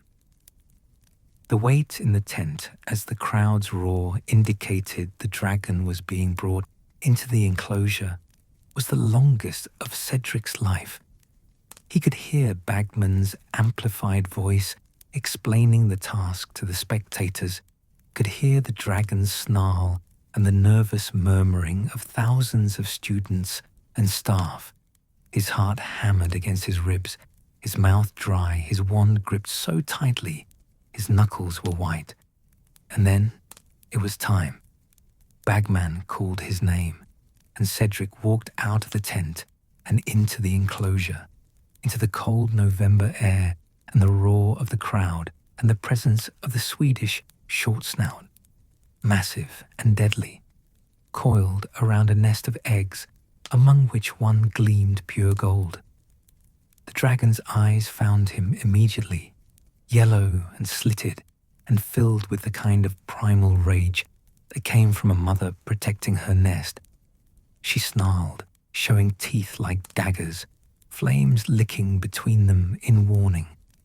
The crowd's noise faded away, his awareness narrowing to just himself, his wand, and the creature that could kill him in seconds if he made a wrong move. Cedric had planned his approach during those sleepless hours the night before, had thought through various strategies for various magical creatures. For a dragon, direct confrontation would be suicide. He needed distraction, needed to make the creature focus on something other than him while he retrieved the golden egg. He raised his wand, his mind focused with the crystal clarity that came from desperation and necessity. "Periculum," he shouted, sending red sparks shooting into the air above the dragon's head. The creature's attention snapped upward, tracking the bright lights, and in that moment of distraction, Cedric ran, sprinting toward the nest from an angle that kept him behind the dragon's line of sight. But dragons were not so easily fooled.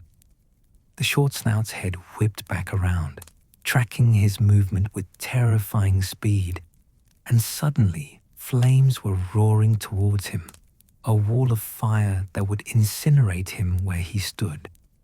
Cedric threw himself to the side, rolling across rocky ground that tore at his robes, feeling the heat of the flames pass so close that his eyebrows singed. He scrambled to his feet, wand raised, thinking frantically. The distraction had failed. He needed something more, something that would genuinely occupy the dragon's attention long enough for him to reach the egg.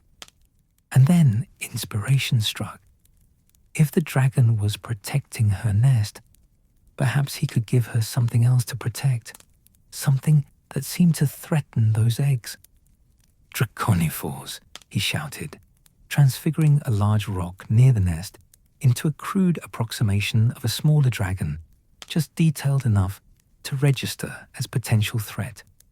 The Swedish short snout roared, her maternal instincts flaring, and she lunged at the conjured creature with murderous intent, jaws closing on stone transformed into scales, claws rending what she perceived as a threat to her young. It was the opening Cedric needed. He sprinted forward, no longer trying for stealth, just raw speed, his legs pumping as he closed the distance to the nest. The golden egg gleamed among the ordinary ones, calling to him like a beacon. He could hear the dragon behind him, hear her realize the deception, hear her roar of rage as she turned back toward him. His hand closed around the golden egg just as flames erupted behind him, so close he could smell his hair burning. He threw himself forward, rolling, the egg clutched to his chest like a precious child, and came up running, racing toward the exit of the enclosure, while the dragon's furious roars shook the air and more flames licked at his heels. And then he was through, past the boundary line, safe, and the dragon handlers were moving in with their stunning spells to calm the enraged creature. Cedric stood there, gasping for breath, his robes torn and scorched, his face smudged with the crowd erupted in cheers so loud they seemed to shake the very ground. And Cedric looked up at the stands to see yellow and black banners waving frantically, his housemates screaming his name with pride and relief. He had done it. He had faced a dragon and survived, had retrieved the egg, had proven himself worthy of being champion. Madame Pomfrey descended on him immediately, tutting over his burns and scrapes, leading him to the medical tent where she applied burn-healing paste with practiced efficiency, while scolding him for being young and foolish and risking his life for glory. But even through her complaints, he could see the pride in her eyes, the relief that he had survived relatively intact. The judges' scores came in quickly. Madame Maxim gave him 8 out of 10. Karkaroff gave him 7. Cedric suspected national loyalty played a role there. Bagman gave him 9 with an enthusiastic shout of approval. Crouch gave him 8 with a stern nod. And Professor Dumbledore gave him 9 with a warm smile that somehow meant more than all the others combined. 41 points total, putting him in strong standing, though not in the lead. That distinction would go to whoever scored highest among the remaining champions. He watched from the medical tent as the others faced their dragons. Victor Krum, with his Chinese fireball, using a conjunctivitis curse in a display of brutal efficiency. Fleur Delacour, with her common Welsh green, attempting a charm to put it to sleep that partly succeeded before things went wrong and the dragon's snoring set her skirt on fire. And finally, Harry Potter, with a Hungarian horntail, the most vicious of all dragon breeds, in a display of flying skill and raw courage that earned him tied highest marks despite his youth and inexperience. When all 4 champions had survived, when the golden eggs had been distributed and the scores tallied, they were told that the egg contained a clue about the second task, that they should solve the mystery it held, and that the next challenge would take place on February 24th, giving them 3 months to prepare. 3 months seemed simultaneously forever and not nearly long enough. But for now, for this evening at least, Cedric allowed himself to celebrate, to accept the congratulations of his housemates, to sit in the Hufflepuff common room and feel proud of what he had accomplished. He had faced a dragon and lived. He had proven himself, and whatever came next, he would face it with the same courage and honor that had carried him through today. Winter settled over Hogwarts like a blanket of crystalline silence, transforming the grounds into a wonderland of frost and snow, the lake freezing solid, the castle's many towers dusted with white like sugar on a cake. Inside the ancient walls, however, warmth and festivity reigned, for the Yule Ball was approaching, a traditional part of the Triwizard Tournament, a night of elegance and celebration that required each champion to open the dancing with a partner of their choosing. Cedric had been trying to work up the courage for weeks to ask the girl he had been noticing for some time now, Cho Chang, a Ravenclaw seeker with dark, silky hair and a smile that made his heart do strange things in his chest. She was pretty, yes, but it was more than that. She was kind to younger students, clever in her classes, graceful both on a broomstick and on solid ground. Every time Cedric passed her in the corridors, every time they made eye contact across the Great Hall, he felt a pull towards her that he couldn't quite explain, didn't quite understand, but knew he wanted to explore. The problem was that Cho was beautiful and therefore in high demand, and waiting too long might mean losing his chance to someone braver, someone more willing to risk rejection. So one December afternoon, Cedric found her near the library, her arms full of books, and despite his heart hammering against his ribs in a way that facing the dragon hadn't quite managed, he stepped into her path and smiled. "Cho," he said, his voice steadier than he felt. "Can I talk to you for a moment?" She looked up, those dark eyes meeting his, and smiled in a way that made his courage solidify. "Of course, Cedric. What is it?" "The Yule Ball," he said, deciding that directness was better than stammering around the subject. "I was wondering if you'd like to go with me as my partner for the opening dance and, well, the whole evening, if you'd like." For a moment, that seemed to stretch into eternity. She simply looked at him, and Cedric felt himself preparing for gentle rejection, for the disappointment of having asked too late. But then her smile widened, became radiant, and she said words that sent warmth flooding through him despite the winter chill. "I'd love to," Cho replied, her voice soft and genuine. "I was hoping you'd ask." Relief and joy mingled in Cedric's chest, and he found himself grinning like an idiot, not caring who saw, not caring about maintaining the composed dignity expected of a champion. "Really? That's brilliant. I'll see you then. Christmas night."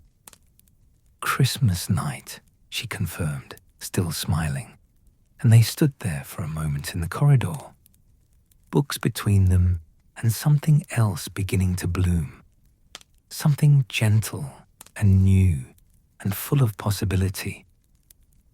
The weeks leading up to the Yule Ball were filled with excitement and preparation that provided welcome distraction from the looming second task. Cedric had been trying to solve the mystery of the golden egg, opening it repeatedly only to be met with the most horrible screeching wail, a sound like nothing he'd ever heard, offering no clue he could decipher. Other champions were presumably struggling with the same puzzle, though none of them spoke about it. There was an unspoken agreement that while they could compete with honor, they need not help each other solve the tournament's riddles.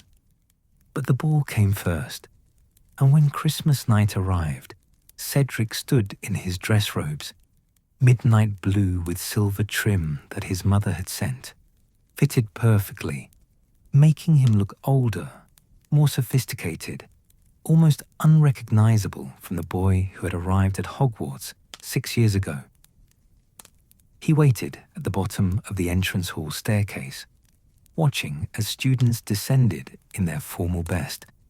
The ancient space transformed into something magical and romantic, with ice sculptures and enchanted snow falling from the ceiling that disappeared before touching anyone. And then he saw Cho descending the stairs in robes of pale silver that seemed to shimmer with every step, her hair arranged in an elegant style with a few tendrils framing her face. And Cedric forgot how to breathe for a moment. She was beautiful, breathtakingly so, and she was smiling at him, walking toward him, taking his offered arm with a grace that made him feel clumsy, despite his own considerable height and athletic coordination. "You look stunning," he managed to say, his voice carrying genuine awe rather than empty flattery. "So do you," she replied, and there was something in her eyes, some warmth and approval that made him stand a little straighter, feel a little more confident. The great hall had been transformed into a winter wonderland, frost covering the walls in delicate patterns, Christmas trees decorated with fairies instead of ornaments, tables set with finest china and crystal. The Weird Sisters, a popular wizarding band, were set up on stage, their instruments gleaming under magical lights. But before the feast and the music came, the opening dance, the moment Cedric had been both anticipating and dreading. As champions and their partners took the floor, Victor with a fourth-year girl Cedric didn't know well, Fleur with Roger Davies, who looked utterly besotted, and Harry with Parvati Patil, who seemed less than thrilled to be there. Cedric led Cho to the center of the hall, acutely aware of hundreds of eyes watching, of the responsibility to represent Hogwarts, well, even in something as simple as a dance. The music began, a waltz, elegant and flowing, and Cedric was grateful for the dance lessons his mother had insisted on when he was younger. Lessons he had resented at the time, but now blessed her foresight in providing. He led Cho through the steps with growing confidence, and she followed effortlessly, moving with a natural grace that made dancing with her feel less like a formal obligation and more like floating through a dream. "Relax," Cho whispered, close enough that he could smell her perfume, something floral and subtle. "You're doing wonderfully, and everyone's watching you with admiration, not judgment." Cedric relaxed incrementally, let himself enjoy the moment, rather than worry about performing it correctly. The music swelled, other couples joined them on the floor, and soon they were just two among many, swirling through the hall in a mass of color and motion and joy. When the waltz ended and gave way to more lively music, when they could finally leave the dance floor and catch their breath, Cedric felt like he had passed another kind of test, The evening that followed was magical in the truest sense. Conversation that flowed easily between them, discovering shared interests and laughing at the same jokes, dancing when the mood struck them, and sitting out when they wanted to just talk. Cho was interested in his experiences in the tournament without making it the only topic of conversation. She told him about her own ambitions to play professional Quidditch, about her family, about her favorite subjects, and her least favorite professors. And Cedric, usually somewhat reserved with people he didn't know well, found himself opening up, sharing things he rarely spoke about, his fears about living up to expectations, his love for his parents, despite sometimes feeling overwhelmed by his father's enthusiasm, his genuine affection for Hufflepuff House, despite the world's tendency to underestimate it. By the time the ball wound down in the early hours of the morning, by the time he walked Cho back to Ravenclaw Tower and said goodnight with a gentle kiss on her cheek that made her blush and smile, Cedric felt like something significant had shifted in his life. He had found not just a date for a ball, but someone he genuinely liked, someone who seemed to like him back for who he was rather than what he represented. The return to reality after the holidays was somewhat jarring, the second task looming on February 24th.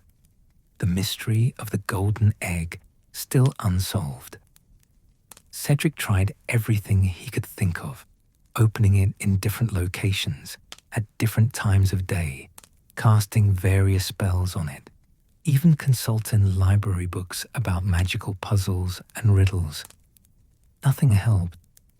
The screeching continued, meaningless and horrible, offering no clue about what the second task might entail. It was Harry Potter, surprisingly, who provided the key to solving the puzzle. They crossed paths one evening near the prefect's bathroom, and Harry, looking uncomfortable but determined, suggested that Cedric try taking the egg into the bath, listening to it underwater. The advice was oddly specific, and Cedric suspected someone had given Harry the same hint, but he was grateful nonetheless. The tournament was competition, yes, but it need not be ruthless. Helping each other survive was not the same as helping each other win. That night, Cedric filled the enormous bathtub in the prefect's bathroom, added some pleasant-smelling bubble bath for good measure, and submerged the golden egg beneath the water. Then, taking a deep breath, he ducked his head under and opened it. The screeching transformed underwater into something entirely different. Haunting, ethereal music, and voices singing in a language that seemed ancient and mysterious. Come seek us where our voices sound. We cannot sing above the ground. And while you're searching, ponder this. We've taken what you'll sorely miss. An hour long you'll have to look, and to recover what we took. But past an hour, the prospect's black. Too late, it's gone. It won't come back. Cedric surfaced, gasping for air, his mind racing. The meaning was relatively clear. The second task would take place in the water, probably the Black Lake. Something would be taken from each champion, something they would sorely miss, and they would have an hour to recover it from wherever it was hidden. The singing voices suggested merpeople, which made sense given the lake's known population of them. An underwater task. Cedric's mind immediately began cataloguing spells and strategies. The bubblehead charm would provide air, though it required constant concentration to maintain. Gillyweed was an option if he could obtain it, though he wasn't sure Professor Sprout would approve of raiding her stores for tournament purposes. he would need to research, to practice, to prepare for an environment completely foreign to normal human function.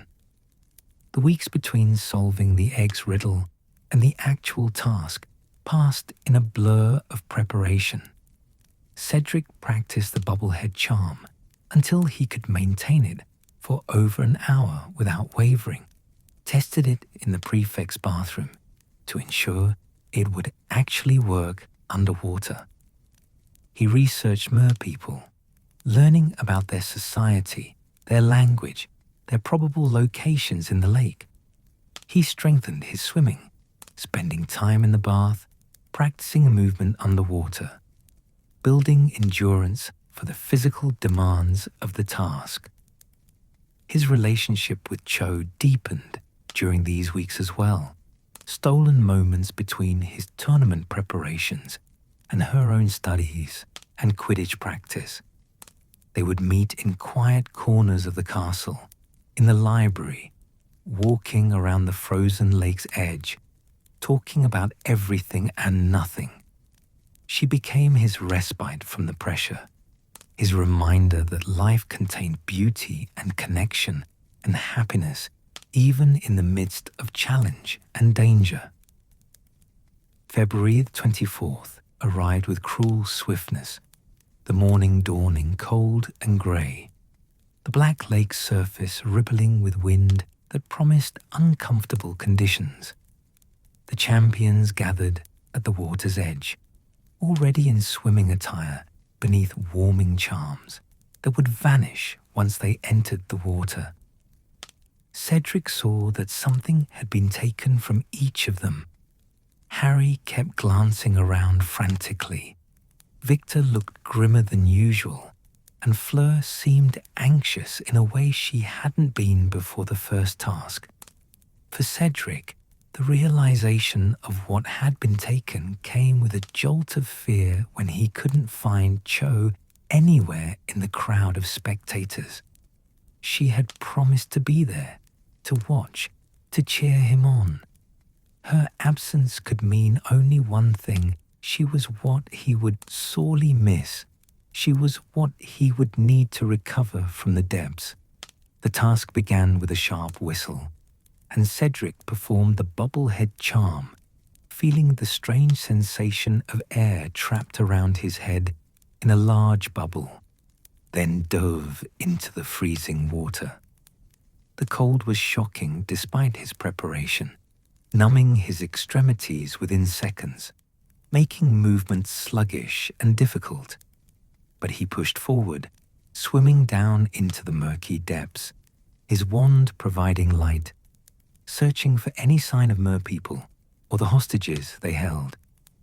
The underwater world of the Black Lake was alien and unsettling. Murky green water that limited visibility, strange plants that reached up from the bottom like grasping hands, occasional fish that darted away from his light. Cedric swam deeper, his lungs working overtime within the bubble, his muscles burning with effort, trying to remember everything he had learned about the lake's geography from his research. And then he heard it, that same eerie singing from the egg, echoing through the water, pulling him in the right direction. He followed the sound, swimming faster now, despite exhaustion, until shapes began to emerge from the gloom. The merpeople's village, crude dwellings of stone and weed, and in the center, tied to a tall pillar of rock, 4 figures floating in magically induced sleep. Cho was one of them, her hair floating around her face like dark silk, her eyes closed peacefully, completely vulnerable. Cedric's heart clenched at the sight, at the realization of how much she had come to mean to him in just these few short months, at the primitive fear of something precious being in danger. He swam toward her, noting the other hostages, a small girl who must be Fleur's sister, Ron Weasley for Harry, and Hermione Granger, presumably for Victor. But as Cedric reached for the ropes binding Cho, he noticed something that gave him pause. Harry hadn't arrived yet. Neither had Fleur. Victor was there, already freeing Hermione with brutal efficiency, but 2 champions were missing, and the time was ticking away. Cedric remembered the egg's warning. Past an hour, the prospect's black. Too late. It's gone. It won't come back. For a moment, he hesitated. Should he wait? Should he help? But the merpeople were watching with their cold fish-like eyes, their spears held ready, and he could see in their expressions that they would not let him interfere with more than his own hostage. Whatever happened to the others, whatever fate awaited them if they didn't arrive in time, was beyond his control. Cedric cut Cho's bonds with a severing charm, grabbed her around the waist, and began the long swim back to the surface. She remained asleep, limp in his arms, making swimming difficult, but not impossible. His lungs burned, his muscles screamed. The bubble-head charm wavered for a terrifying moment before he reinforced it with desperate concentration. Breaking the surface of the lake felt like being reborn, cold air shocking after the underwater darkness, the roar of the crowd suddenly audible again. Cedric gasped for breath, his bubble-head charm dissolving, and swam for the shore with Cho still unconscious in his arms. Hands reached down to pull them from the water. Madame Pomfrey was there immediately, reviving Cho with a spell that brought her sputtering back to consciousness, wrapping them both in blankets that radiated warmth. "You saved me," Cho said, when she could speak, her voice shaky but her eyes bright as she looked at Cedric. "I knew you would." Cedric wanted to say something meaningful, something romantic, but all that came out was, "Of course I did. You're important to me." It was simple, perhaps inadequate, but from the way Cho's eyes softened, from the way she reached for his hand and squeezed it tightly, it was enough. The other champions emerged eventually, Victor with Hermione, both of them safe. Harry arrived last, having complicated his task by trying to save all the hostages, not understanding that the prospect's black was an exaggeration meant to motivate rather than Fleur had been forced to retire due to being attacked by Grindylows, her sister rescued by Harry's misguided heroism. The judges' scores came in, and Cedric found himself tied for first place with Harry, both of them having completed the task efficiently and safely. The crowd roared approval, Hufflepuff banners waved frantically, and Cedric allowed himself a moment of pure triumph. 2 tasks completed, 2 tests passed, 1 more to go, and he would have proven himself worthy of being champion, would have brought honor to his house, would have made his family proud.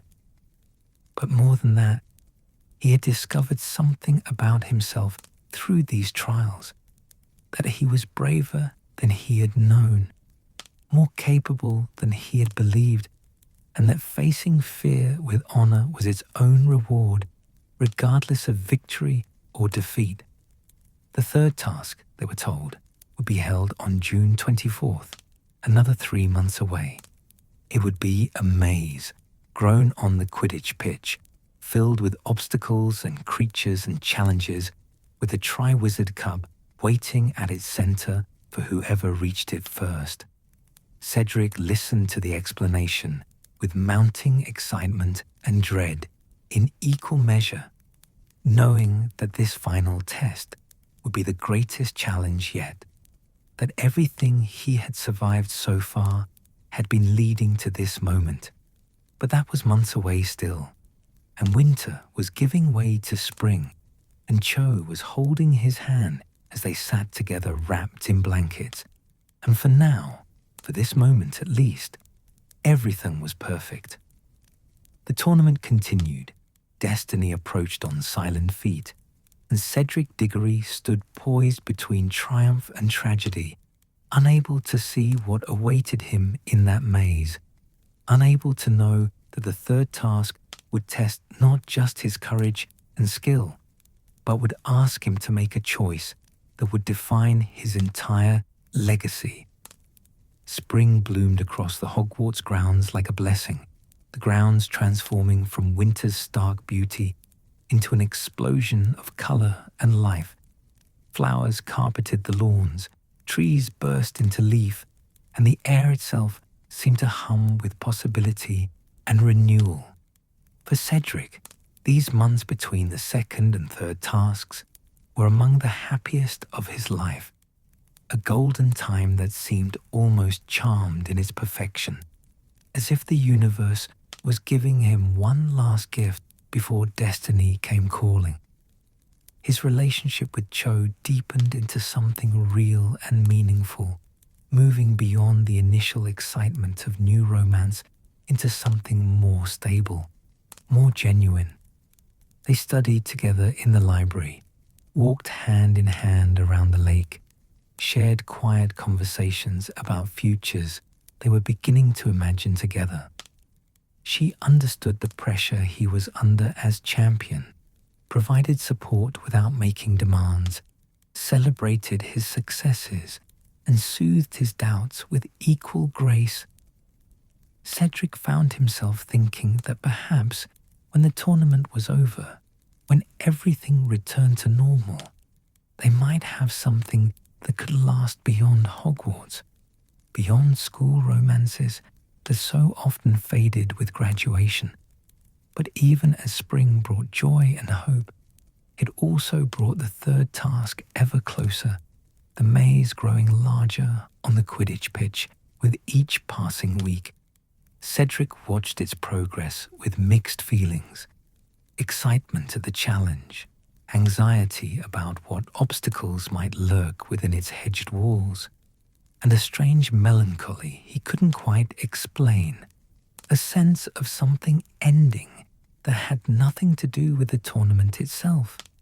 The maze was magnificent in its way, towering hedges grown through magic to heights impossible to see over, pathways that shifted and changed, creating a labyrinth that would test navigation and problem-solving as much as magical skill.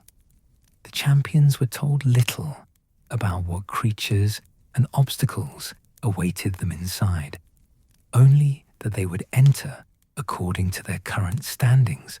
Cedric and Harry, tied for first, would enter together, followed by Victor, and finally Fleur.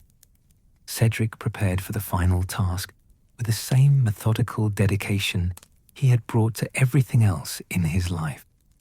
He practiced every spell in his repertoire, focusing especially on defensive magic and the stunning spell that would be crucial for dealing with any creatures they might encounter. He worked on his stamina, knowing that finding the center of a shifting maze might take considerable time and energy. He studied with renewed intensity, not wanting his tournament preparations to interfere with his NEWT coursework, maintaining his grades through sheer determination and careful time management.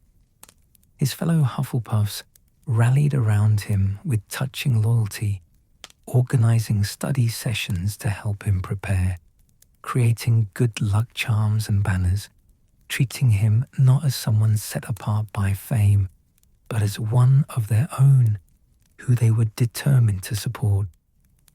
Professor Sprout watched over him with maternal concern, offering quiet words of encouragement, reminding him that his safety mattered more than victory, that she was proud of him regardless of how the task ended. Even his relationship with Harry Potter evolved during these final months. The younger boy, burdened by his own fame and the conspiracy that had forced him into the tournament, found in Cedric someone who treated him with consistent fairness and respect, They weren't exactly friends. The age difference and house divide prevented that kind of easy camaraderie. But there was mutual respect, an understanding that they were both caught up in something larger than themselves, both trying to survive with honor intact. One evening in early June, as the sunset painted the sky in shades of gold and rose, Cedric encountered Harry near the lake and found himself offering advice that felt important, though he couldn't have said why. "Whatever happens in that maze," Cedric said, his grey eyes serious, "remember that we're all in this together. If you see someone in trouble, help them. The tournament isn't worth compromising who you are." Harry had looked at him with those impossibly green eyes and nodded, seeming to understand what Cedric was saying on a level deeper than the words themselves. "You, too," Harry replied quietly. "Be careful in there. Something about this whole tournament feels wrong, like there's something we're not seeing." Cedric felt a chill at those words, a premonition he dismissed as pre-task nerves. Of course, everything felt slightly wrong. They were teenagers being asked to risk their lives for glory and eternal fame. But Harry's concern stayed with him, a whisper of warning he couldn't quite shake. The night before the third task, Cedric barely slept, lying in his four-poster bed and listening to the sounds of the castle settling around him. He thought about his parents, about how proud they would be regardless of the outcome. He thought about Cho, about the future they had begun to imagine together. He thought about Hufflepuff House, about all the students who saw him as proof that their house was as worthy as any other. He thought about the tournament itself, about dragons and merpeople, and now this maze, about how far he had come since that nervous first year being sorted 6 years ago. He thought about the Triwizard Cup waiting at the maze's center, about what it would mean to be the champion, to have his name recorded in history alongside the greatest wizards who had ever competed. But more than that, he thought about having proven himself, about having faced every challenge with honor, about having shown the wizarding world what it meant to be a Hufflepuff, loyal, dedicated, fair, and brave in ways that didn't require showing off. Morning came too quickly, as mornings always do when you've barely slept, and suddenly it was June 24th, the day of the third task, the final test that would determine who would be named Triwizard Champion. Cedric went through his classes in a daze, barely able to concentrate, his mind already in that maze, running through strategies and contingencies. His teachers were understanding, his classmates supportive, and by the time evening approached and he needed to prepare for the task, he felt as ready as he could be for something he couldn't truly prepare for. The stadium around the maze was packed with spectators. The entire school turned out to watch, along with ministry officials and foreign visitors and reporters, including that odious Rita Skeeter with her acid green quill. Cedric joined the other champions in the preparation area, noting Victor's grim determination, Fleur's pale nervousness, Harry's quiet fear, mixed with resignation. They were competitors, yes, but in that moment before the task began, they were also 4 teenagers about to walk into genuine danger, bound together by shared experience and mutual understanding that transcended rivalry. Professor Dumbledore gave a speech about courage and honor, about the spirit of magical cooperation the tournament was meant to represent. The crowd cheered and waved flags. The champions' families were introduced. Cedric saw his father's proud face, his mother's worried smile, and felt his heart swell with love for them both, with gratitude for everything they had given him, everything they had taught him about being a good person in a world that didn't always reward goodness. And then it was time. Cedric and Harry stood together at the maze's entrance, wands drawn, hearts pounding, hedges immediately separated as the paths diverged, each champion alone with their courage and their magic, and whatever awaited them in the shifting labyrinth. The maze was disorienting from the first step, the hedges blocking out most light, creating a perpetual twilight that made navigation difficult. Cedric moved carefully, wand lit, senses alert for any sign of danger. He encountered a boggart that transformed into his father's disappointed face, telling him he had failed, that he wasn't good enough, that he had embarrassed the family name. Cedric banished it with ridiculous, but the fear it represented lingered, a whisper of inadequacy that he had to consciously push aside. Further into the maze, he found a golden mist that, when he walked through it, turned his world upside down. Literally, gravity reversing so that he had to walk on what had been the ceiling of the hedge corridor. He oriented himself with difficulty, pushed through to where gravity reasserted itself properly, and continued deeper toward the center. He encountered a massive blast-ended scroot, one of Hagrid's experimental creatures, all armored shell and stinging tail. Cedric stunned it with practiced precision, skirted around its bulk, and pressed onward. He helped Victor Crumb escape from some devil's snare that had trapped the Bulgarian champion, earning a grunt of thanks. And Victor returned the favor minutes later by warning him about a patch of ground that turned out to be concealing a pit. Time lost meaning in the maze, minutes or hours passing as Cedric navigated the constantly shifting paths, solving riddles posed by sphinxes, avoiding enchanted obstacles, stunning creatures, always moving toward where his instincts told him the center must be. And then, rounding a corner, he saw it, the Triwizard Cup gleaming on a pedestal in a clearing, its light seeming to pulse with ancient magic and the promise of glory. But he wasn't alone. Harry Potter emerged from another path at almost the same moment, both of them seeing the cup simultaneously, both of them frozen for a heartbeat as they realized they had reached the end together. Cedric's mind raced through his options. He could sprint for it, try to reach it first through sheer speed. He could attack Harry, stun him, eliminate the competition. He could... But no, that wasn't who he was. That wasn't what being a champion meant. Not the kind of champion he wanted to be. Harry had saved Cedric's life during the second task, had rescued Fleur's sister when he didn't have to, had shown more pure courage and selflessness than anyone should have to show at 14 years old.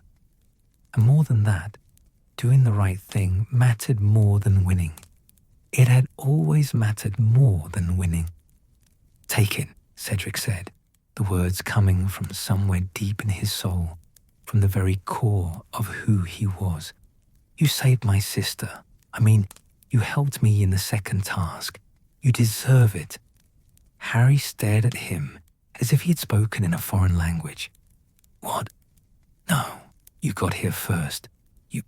We got here at the same time," Cedric interrupted. He made a decision then, one that felt right in a way that transcended logic or strategy. "Let's take it together. We're both Hogwarts champions. We'll share the victory." For a moment, Harry looked like he might argue, might insist that Cedric take it alone. But then something shifted in his expression. Gratitude, relief, the bone-deep exhaustion of someone who had been carrying too much for too long. And he nodded. They walked towards the cup together, their hands reaching for it simultaneously. And the moment they both touched the gleaming surface, Cedric felt the unmistakable hook behind his navel that meant portkey, felt the world dissolve into spinning color and rushing wind, and knew with sudden terrible certainty that something was very, very wrong. They landed hard on damp earth in a place Cedric didn't recognize. A graveyard, old and overgrown, with a church silhouetted against the night sky. Harry was gasping something about a portkey, about the cup being a trap, and Cedric's hand went to his wand instantly, his training taking over, every sense screaming danger. "Someone's coming," Harry whispered, his voice tight with fear, and Cedric saw a figure approaching through the tombstones, carrying something bundle-like, something that moved. And then everything happened so fast. A high, cold voice speaking words Cedric couldn't quite hear. Harry shouting a warning. Cedric turning, wand raised, ready to defend, ready to fight, ready to do whatever was necessary to protect them both. Kill the spare. The words were spoken carelessly, dismissively, as if Cedric's life, 17 years of love and learning and becoming, of friendships and dreams, and the person he had worked so hard to be, meant nothing at all. Just an inconvenience to be eliminated, a spare, something unnecessary and disposable. Green light filled Cedric's vision, brighter than any light he had ever seen, and he felt no pain, only a strange sense of surprise, of incompleteness, of a story ending mid-sentence. His last thought was not of fear or regret, but of confusion. This wasn't how it was supposed to end. He had so much left to do, so many people he loved, so much life he hadn't lived yet.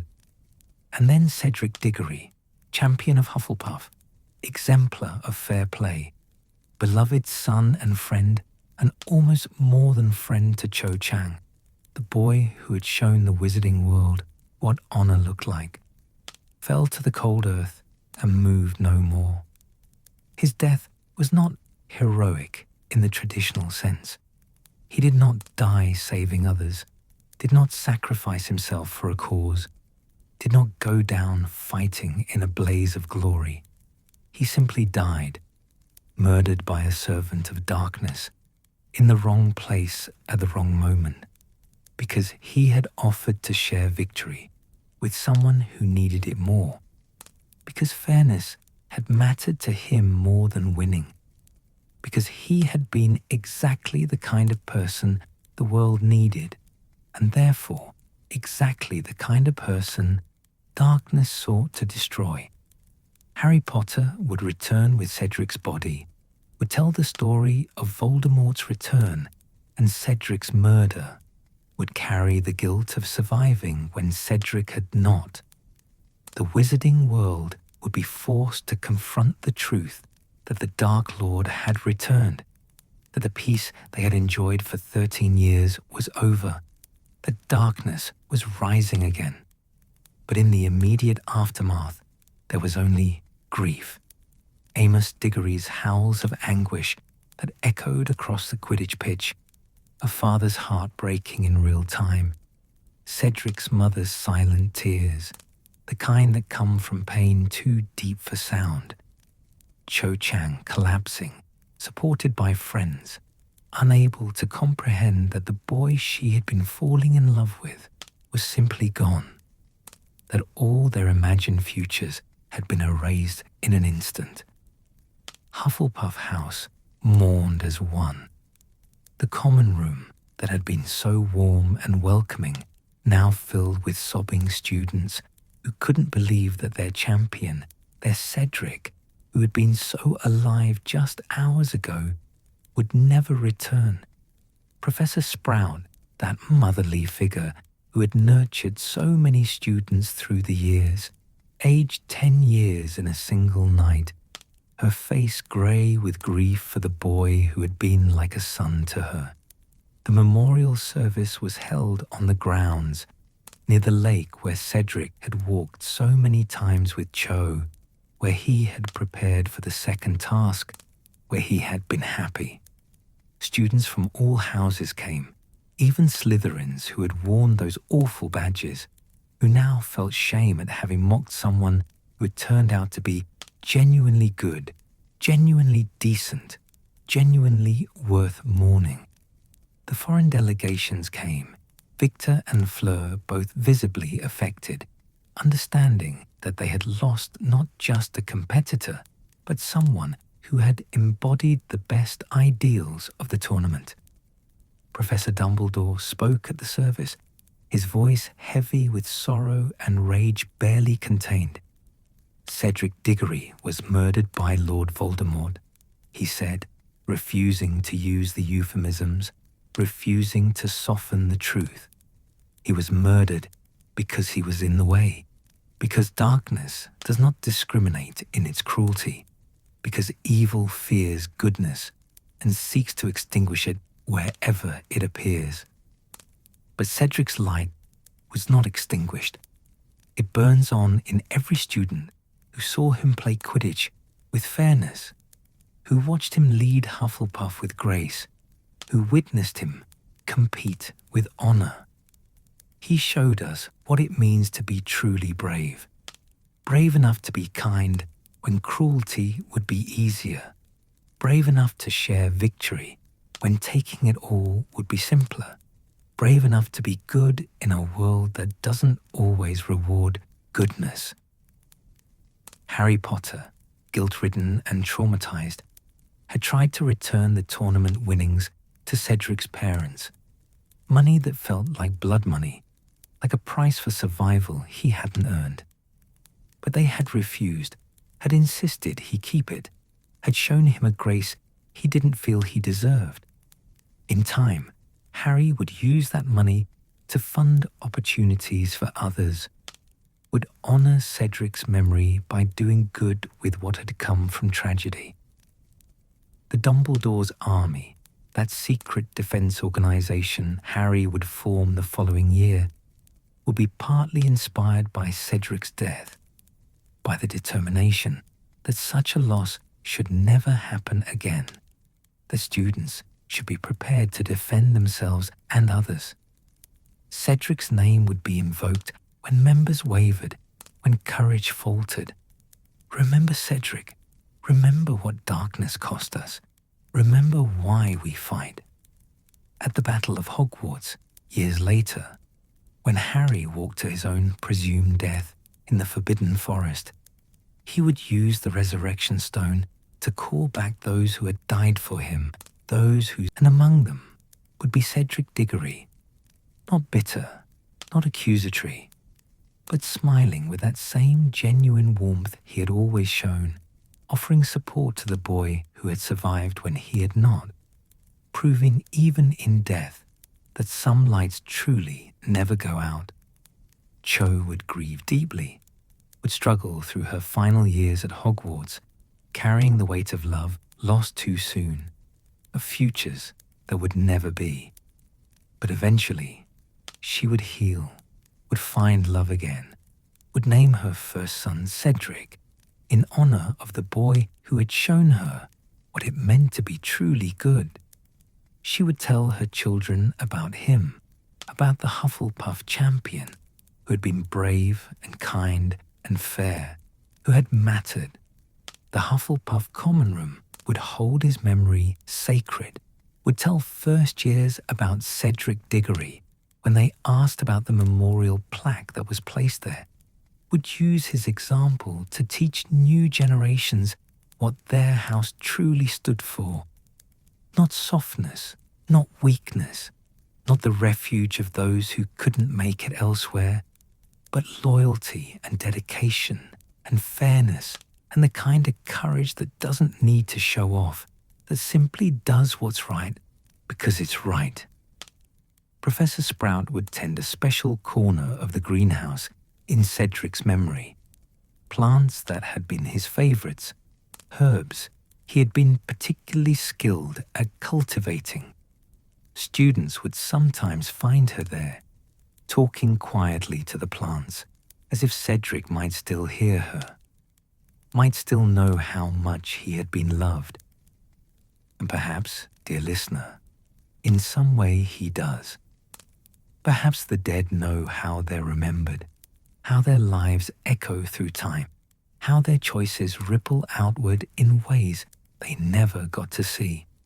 Perhaps Cedric Diggory knows that he has become a symbol, not of tragedy, but of everything good, everything worth fighting for in a world that sometimes seems determined to extinguish light. His legacy is not that he died, but how he lived. Every act of fairness, every gesture of kindness, every moment he chose honor over advantage, these are what define him.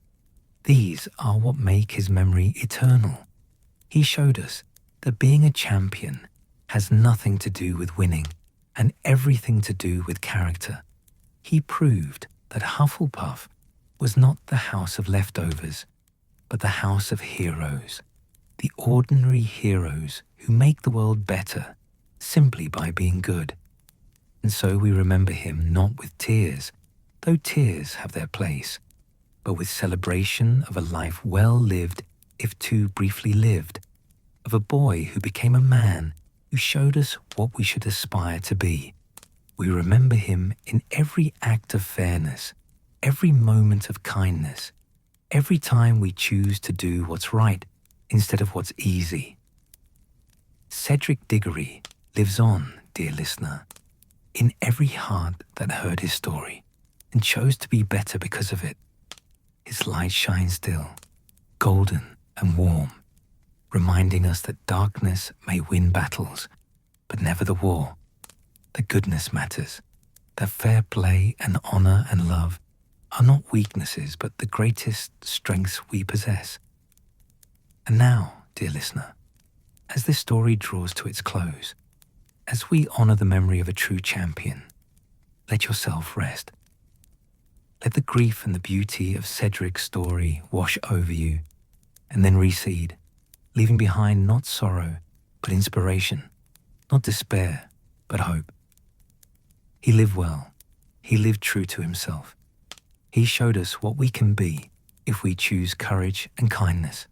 Sleep now, gently, peacefully, knowing that somewhere in the great mystery beyond life, Cedric Diggory rests as well, his work done, his legacy secure, his light eternal. Dream of yellow and black banners waving in the breeze, of a handsome young man with grey eyes and a smile that made the world better, of a champion who won not by defeating others, but by showing us all what victory truly means. Rest well, dear listener, and when you wake, remember Cedric, remember what he stood for, and carry a little of his light into your own world. That, in the end, is how heroes truly never die. They live on in those they inspired, in those who heard their story and chose to be better. Good night, and may your dreams be gentle, filled with magic and honor and the enduring truth that goodness matters, that it always has and always will. World without end.